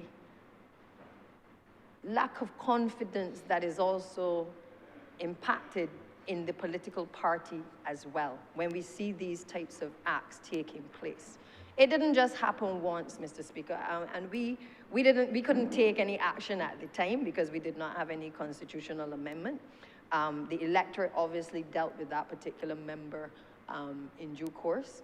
But the reality is that on a second occasion, of which I will speak also from an intimate standpoint, because I happen to be a constituent in the parish of, the constituency of Christchurch South. And I was one of the persons who, in the previous election, would have voted for the Honourable Member for Christchurch South, the previous member, who then became the leader of the opposition, who crossed the floor in the dead of the night and became the leader of the opposition. And I, too, quite apart from being a colleague at the time, felt a level of disappointment from the party's perspective, but I also felt a certain betrayal as a constituent, because I recall on the last election when the Honourable Member would have run, leaving my constituency on election day and tearing up the road to try to get to the polling station in Dover to be able to vote for him with 5 minutes to go, because I understood that it was my right to vote. It was also my right to make sure that my colleague was also placed in a position where he could form part of the then Barbados Labour Party team. Mr. Speaker, the rest is history. The Honourable Member crossed the floor, did not indicate to any of us his intentions. I believe perhaps the writing was on the wall and perhaps we chose not to see it, because as leader of government business, I have made it very clear that when there's certain behaviors that you have to watch for in a parliamentary group, The honorable member had 2 cell phones, of which I only had 1 number. The honorable member at the time for Christchurch South also did not participate in the majority of our parliamentary group meetings, and therefore did not participate in anything perhaps except the Thorn Commission. And therefore, I believe while that writing was on the wall, again, despite the behaviors, as a political party, we neither sought to expel, we neither sought to discipline, we neither sought to go public, but we continued to make sure that the government of the day, for which we had all fought to become a part of, that we continued to look out for the people of Christchurch South. We made sure that we had a caretaker in place to be able to replace him and to ensure that we were going to continue, even in spite of his position, that we were going to continue to look after the people of Christchurch South until whenever the Honourable Prime Minister made the decision to be able to call an election. And I believe that the people of Christchurch South, including myself, made it clear by our votes in the last election, the fact that we would not be taken for granted by an honourable member who decided that he could ride on the backs of a political party, could ride on the backs of his colleagues in certainly the Christchurch constituencies and the wider Barbados Labour Party constituencies and the supporters, come to public office and then determine that he could then depart the party and cross the floor. Now, whether that was on principle, I cannot say, Mr. Speaker, because at the time, as I said, he didn't participate in anything to say that there was a differing view, that you could say, well, he does not stand on all fours with us, and therefore there was a sentiment expressed that he would perhaps cross the floor at some point in time. We were all taken by surprise, as was the electorate, as to the decision taken by that particular honourable member. So I want to set the record straight that this administration has had 2 instances of crossing the floor. 2 instances since 2018 that we have witnessed colleagues determine that because their principles did not align, or because they felt that there was more money by going on the other side to be leader of the opposition, or because their eyes were on a particular pension, that they would determine that they could entrench in themselves in the bosom of another political party to be able to draw on a subvention, to be able to make sure that they were secure. Not necessarily because the people who sent them there were telling them that they ought to leave the political party that had basically assisted them to get to hold their seat in office. It wasn't because of that, because that was never made clear. And what perhaps burnt us the most was the fact that the honourable member, former member for Christchurch South, didn't even have the common courtesy and decency to be able to go back to the electorate, or even to his branch, to indicate to the people who would have come together and supported him, or even to the NEC, the National Executive Council of the Barbados Labour Party, or even to the Honourable Prime Minister, or even to his colleagues, of his intention to leave the Barbados Labour Party, to cross the floor, to go on the other side. Now, I am sure the jury is out as to whether he enhanced the debate in this place. I will not comment on that. But I believe that what perhaps was the nail in the coffin was that after crossing the floor, the honourable member then made it clear that he was now going to run in the constituency of St. John. And all of a sudden, he not only entrenched himself in the bosom again of the Democratic Labour Party, but he clothed himself in the philosophy of the late Errol Walton Barrow, and also became the greatest advocate for the policies of the Democratic Labour Party administration. An administration which, no doubt, when he was on our side and getting to the point on the political platforms, would have certainly been very critical of the then policies of that administration. And that is why I say that this debate today is not about who we like and who we don't like, and that because somebody may have a contrary view that they're not able to express those views, because I've made it clear that this Barbados Labour Party, this particular government, continues and has continued to make sure that people can speak their mind, that we don't run a political party where everybody will always agree to whatever it is that we put on the table.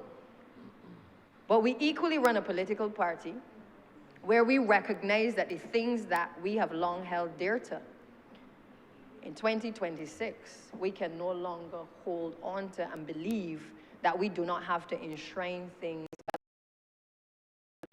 that we need to make sure that our standing orders in this place are clear in terms of how Parliament is supposed to function, because we have seen that where you do not have order, there is likely to be disorder.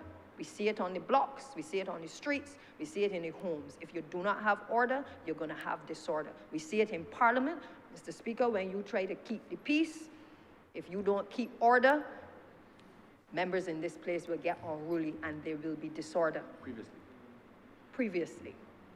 But we have taken a position with a third victory given to us by the people of this country, that it cannot be business as usual. That when you come to a level of maturity where you speak of yourselves as being a new republic, that you also have to do things differently, and that you may now have to get to a point where things are now enshrined in the Constitution, that rules are now put in place that govern behavior in this place and outside that ordinarily would not have taken place. We are also mindful that as a new republic, we are aware that there are people out there that have lost confidence sometimes in the people who serve in this place and who have served in this place. So we can't come back with a third term and believe that we can do things as if it is business as usual. We recognize, Mr. Speaker, the challenges that as a representative you had as an elected representative of the people, serving in a position as the Speaker, that you could not speak on behalf of your constituents in the position that you held. And this Barbados Labour Party and this administration took a position that we would correct that wrong to allow for you to be able to take your place as an independent speaker and to give an opportunity to the current sitting member to be able to represent the people in a more fulsome way. We have not been afraid, whether it's been in the well of Parliament, to be able to reform this Parliament, to allow, as we get ready for the estimates, to have public officers coming into the well to be questioned, to be able to explain what is happening in ministries, to allow ministers to be questioned. We've not been afraid to do the things that may bring about reform. And there are a lot of other things that in this term will come to ensure that we are in a position to make the changes that are necessary to make Parliament more relevant to the people. There was a time, Mr. Speaker, when the public gallery used to be full. It has been a time for reflection for us as a government to make sure that what we do here in the name of the people, that people believe that we are actually doing the things in their name that they sent us to do. And therefore, why this particular amendment is so important is because while others will speak about how much money a political party has spent on you to get you here, the reality is that the people that sent you here must no longer be disappointed, because having entrusted you with the confidence to be able to represent them on a political party banner, not in your own right, but on a political party banner, that they must not be disadvantaged because you decide that having gotten here, you ain't got a ministry, you ain't got a pick, and therefore you ain't got a hearing, so therefore you feel that you can just cross the floor and go to the other side and then attack the then government of the day. We have taken a principled position that that is not the way that we intend to lead. That is not the way that we have envisioned a new republic. And it is not the way that we believe that the people of this country want us certainly to be behaving. And therefore, the amendments that have been made allow for persons who determine that they wish to cross the floor having been an elected member, not somebody who crosses over from one political party to the next, but who is an elected member, to ensure that through their leader of government business in this place, that the Speaker of this House is alerted to the fact of their intention or that they have crossed the floor. And therefore, a process then takes place to be able to deal with that particular individual. To the best of my mind, Mr. Speaker, we have not gone far enough, and perhaps in another decade, we may have a different view. But given the experience in the last 7 years, I firmly support the position that has been taken by this government to ensure that what transpired does not transpire again, to cause voters to believe that persons can just ride on the backs of political parties and come to office and cross the floor. It also makes us reflect on the fact, as members as well, as to how we got here. Because there are people who feel that all of their votes came from them. I've had a good majority, Mr. Speaker. I came from a situation of 10 votes. I won by 10 votes the first time I won. I do not labor under any impression that the votes that I have received in this campaign or in any subsequent campaign has come as a result of Santia Bradshaw, Mr. Speaker.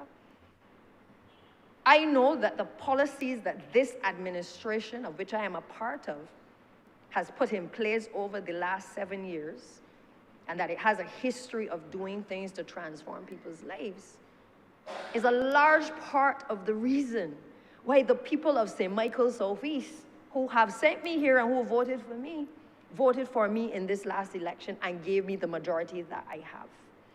I don't feel it's because they like me. I don't feel they like right people. I don't feel that they feel that I cute or I dress good.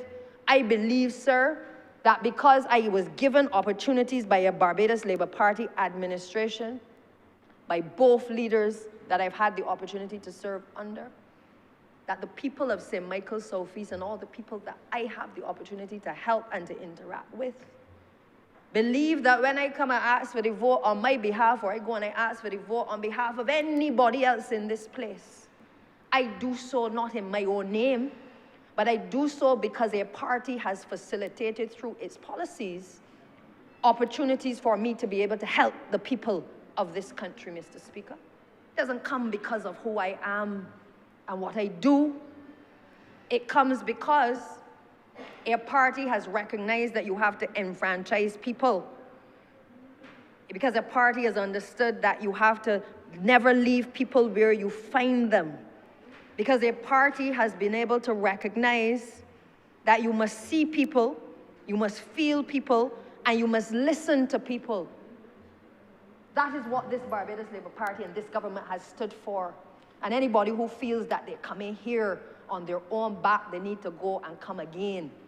The political party has given us the machinery through its leadership and through its supporters and through the foot soldiers to be able to put all of us in the position that we are in, to be able to help the people of our constituencies and to help people across this country. And let us never forget those basic principles as to how we get here. The people put us here, but a political party is what has lifted us to be able to be where we are today. We have come a long way, Mr. Speaker, because there was a time when this discussion would not have been about crossing the floor, but this discussion would rather have been about the politics of inclusion.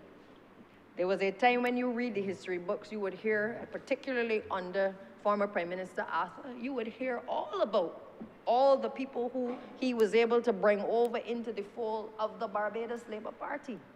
Because he too operated from a principle that you will not always find the best brains and the brightest brains and the best people and the best capabilities in your own party. And as Prime Minister said over and over, that our tent is wide, our tent is big, because we too understand that our philosophical underpinnings have shown us that sometimes you have to open up a little bit to bring people in, to be able to help us to carry some of the heavy weight. So this debate today is not about simply crossing the floor. This is about being in an era now where we've gone past the politics of inclusion. We've included people in this last election to be able to help us to carry some of the weight as well. regardless of whatever has transpired before. That is what the late Owen Arthur practiced. It is what gave Barbados the ability to punch above its weight.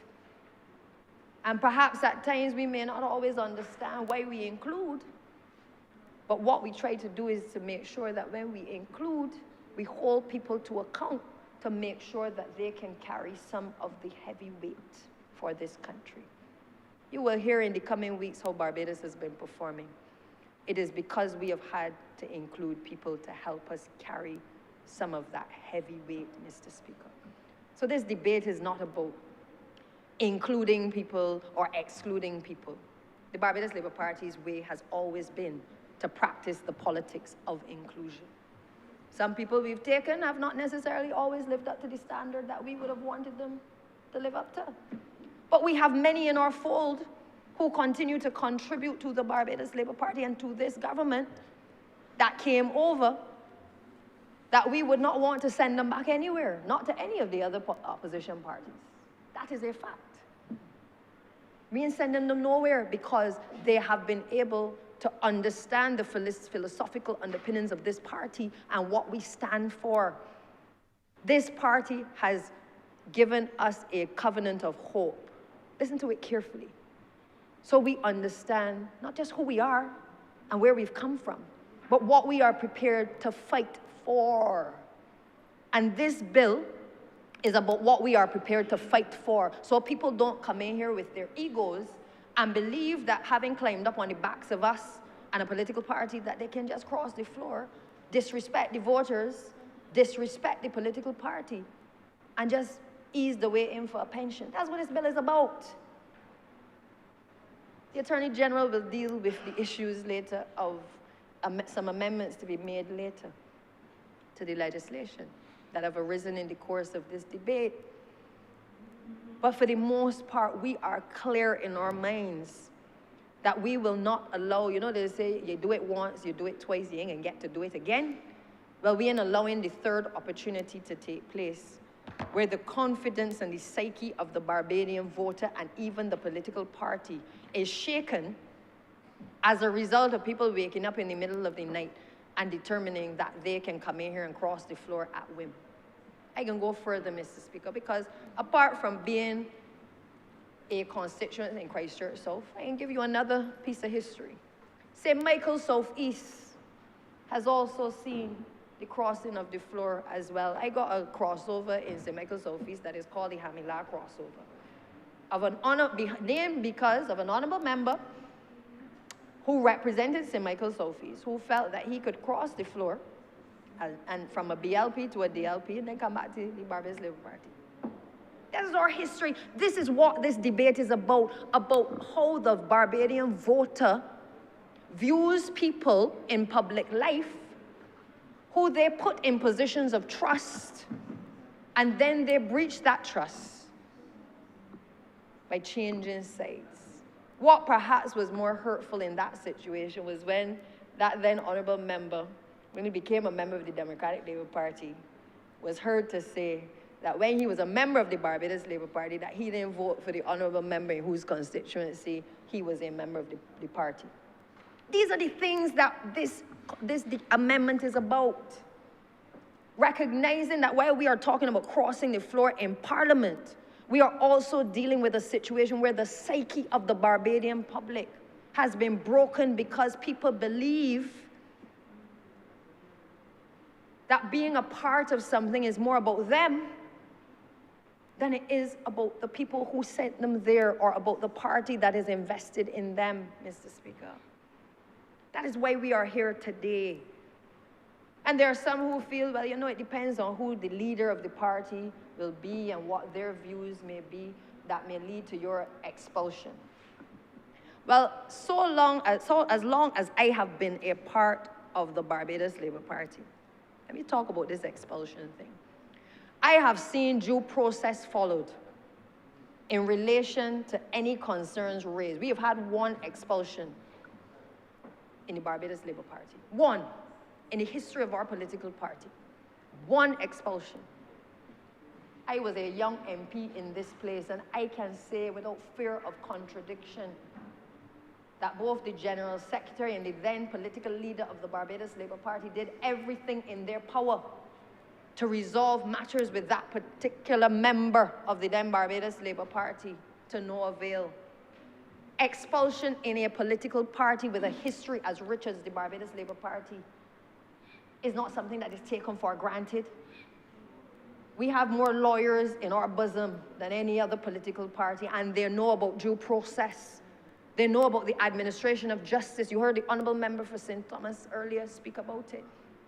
We understand procedure. We understand how to follow procedure to make sure that people have a fair hearing, that people have an opportunity to be heard, that there are no breaches of natural justice in the process of our making a decision in relation to something as serious as expulsion, Mr. Speaker. And despite members speaking out against the political party since that incident, you ain't had nobody else expelled. Even members who are speaking here against the party and against the policies, nobody can get expelled. Nothing has come before the National Executive Council to silence anybody. It has never happened. And it is not to say that we plan for today, but we don't look at what's going to happen down the road. But that is why, even as we discuss the issue of this particular bill, I shared with members at our parliamentary group the history of the Barbados Labour Party, because you must not take for granted that you came in at the back end and you don't understand how you got here. That is not the way of a Barbados Labour Party administration. It is not the way of an administration led by the Honourable Member for St. Michael Northeast. It's never happened. I recall the late Owen Arthur, former Prime Minister and leader of the Barbados Labour Party, making allegations that when he disassociated himself from the Barbados Labour Party, that he believed that there had been some motion being put to expel him. The General Secretary of the party came out then and indicated no such thing had happened, because regardless of his comments about the Barbados Labour Party losing its soul, the one thing that we were all sure-footed on was that we could tolerate the dissent, we could tolerate the criticism. We would never disrespect the legacy of somebody who gave us so much honor in their leadership while they were the leader of the Barbados Labour Party. Expel former Prime Minister Arthur?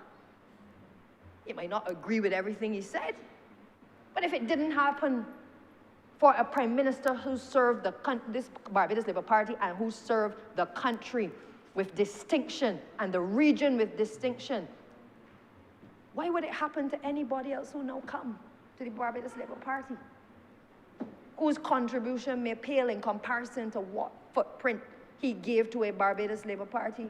Well, I tell you, it can't happen under my watch. I will not sit in a Barbados Labour Party where people are expelled at will. Due process must take place, and this legislation ensures that that due process is followed. Because the information has to come from the person who is leading the party in terms of the business in this place.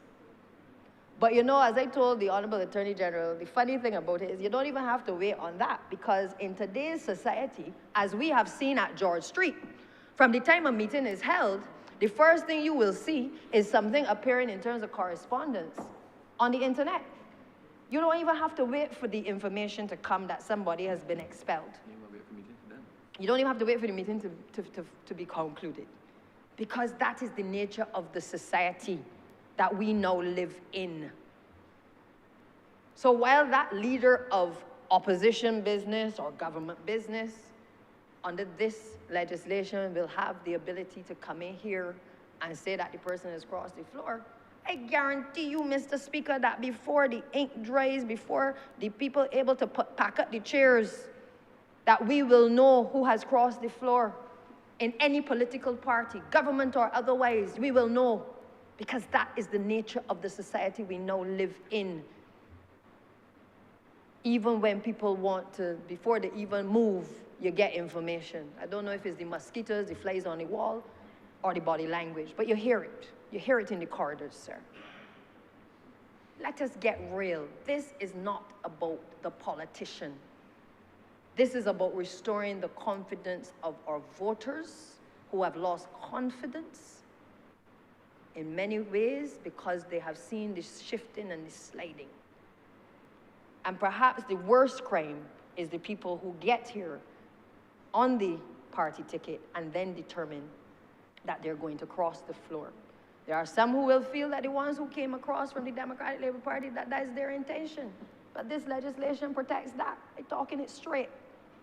Because it will stop anybody who believes that they can climb up the backs of the Barbados Labour Party to get here from believing that they can come in this place, which is the concern of not only Barbados Labour Party supporters, but Democratic Labour Party supporters, that they are not coming here to work, but that they're coming to see who can sit across from me in that seat, Mr. Speaker. But this legislation puts an end to that, and even on the Barbados Labour Party side who got plans for doing otherwise than coming here to do the people's business, we are sending a message to you as well of our intolerance of that behavior and the disrespect of Parliament, of the political parties, and the disrespect for the people of this country. So, Mr. Speaker, I think it is clear from all that I've said that I fully support this legislation.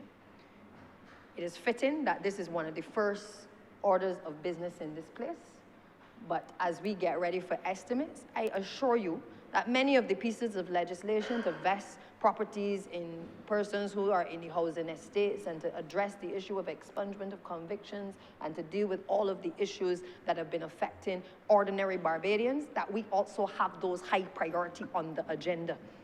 And in addition to that, we also, as the Prime Minister said this morning, the intention is to make sure that the Constitutional Review Commission is able to address the issues that are necessary, as well as parliamentary reform being able to take place.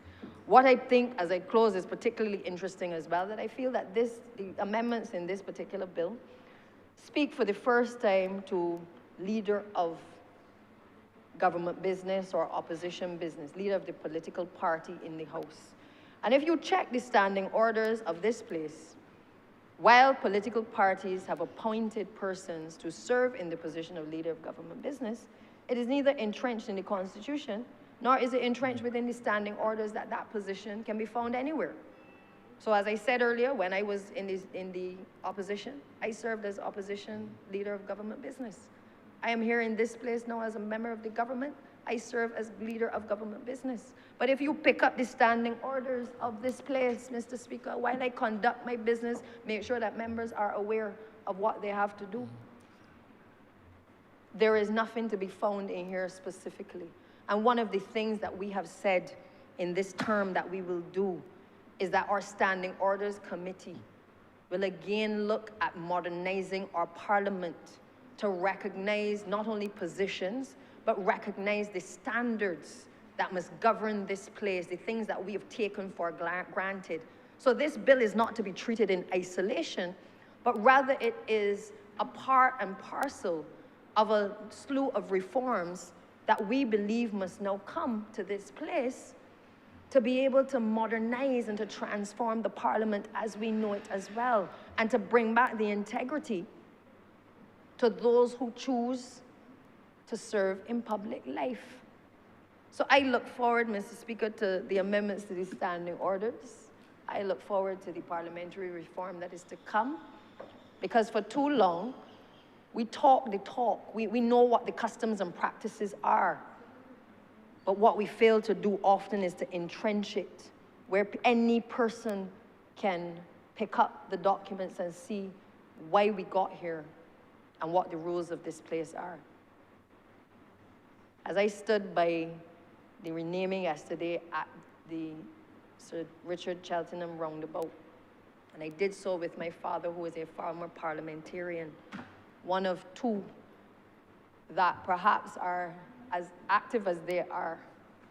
It reminded me, Mr. Speaker, of why I have come to public life.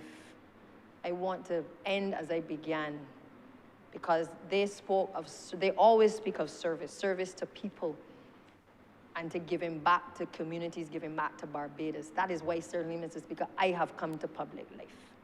But I will not be a part of a government that does not recognize the contribution that the political party has made and the party has made to us being in the positions that we are in. And I believe that what we must do is not only document in our standing orders the rules relating to the House, but to make sure that we tap into the brains of the people who served before so that history is not lost. Because those who come today must be aware of the backs upon whom we have climbed up to be able to get here, and that history is not distorted for the convenience of a few. Because sometimes principles only mean something when it is convenient for people to stand by them, Mr. Speaker. And with those few words, Mr. Speaker, I'm obliged.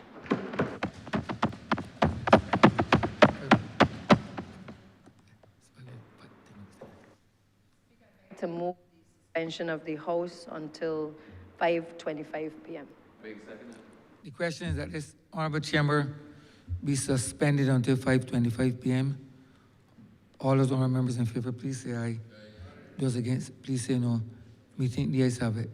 This honorable chamber stands suspended until 5:25 p.m.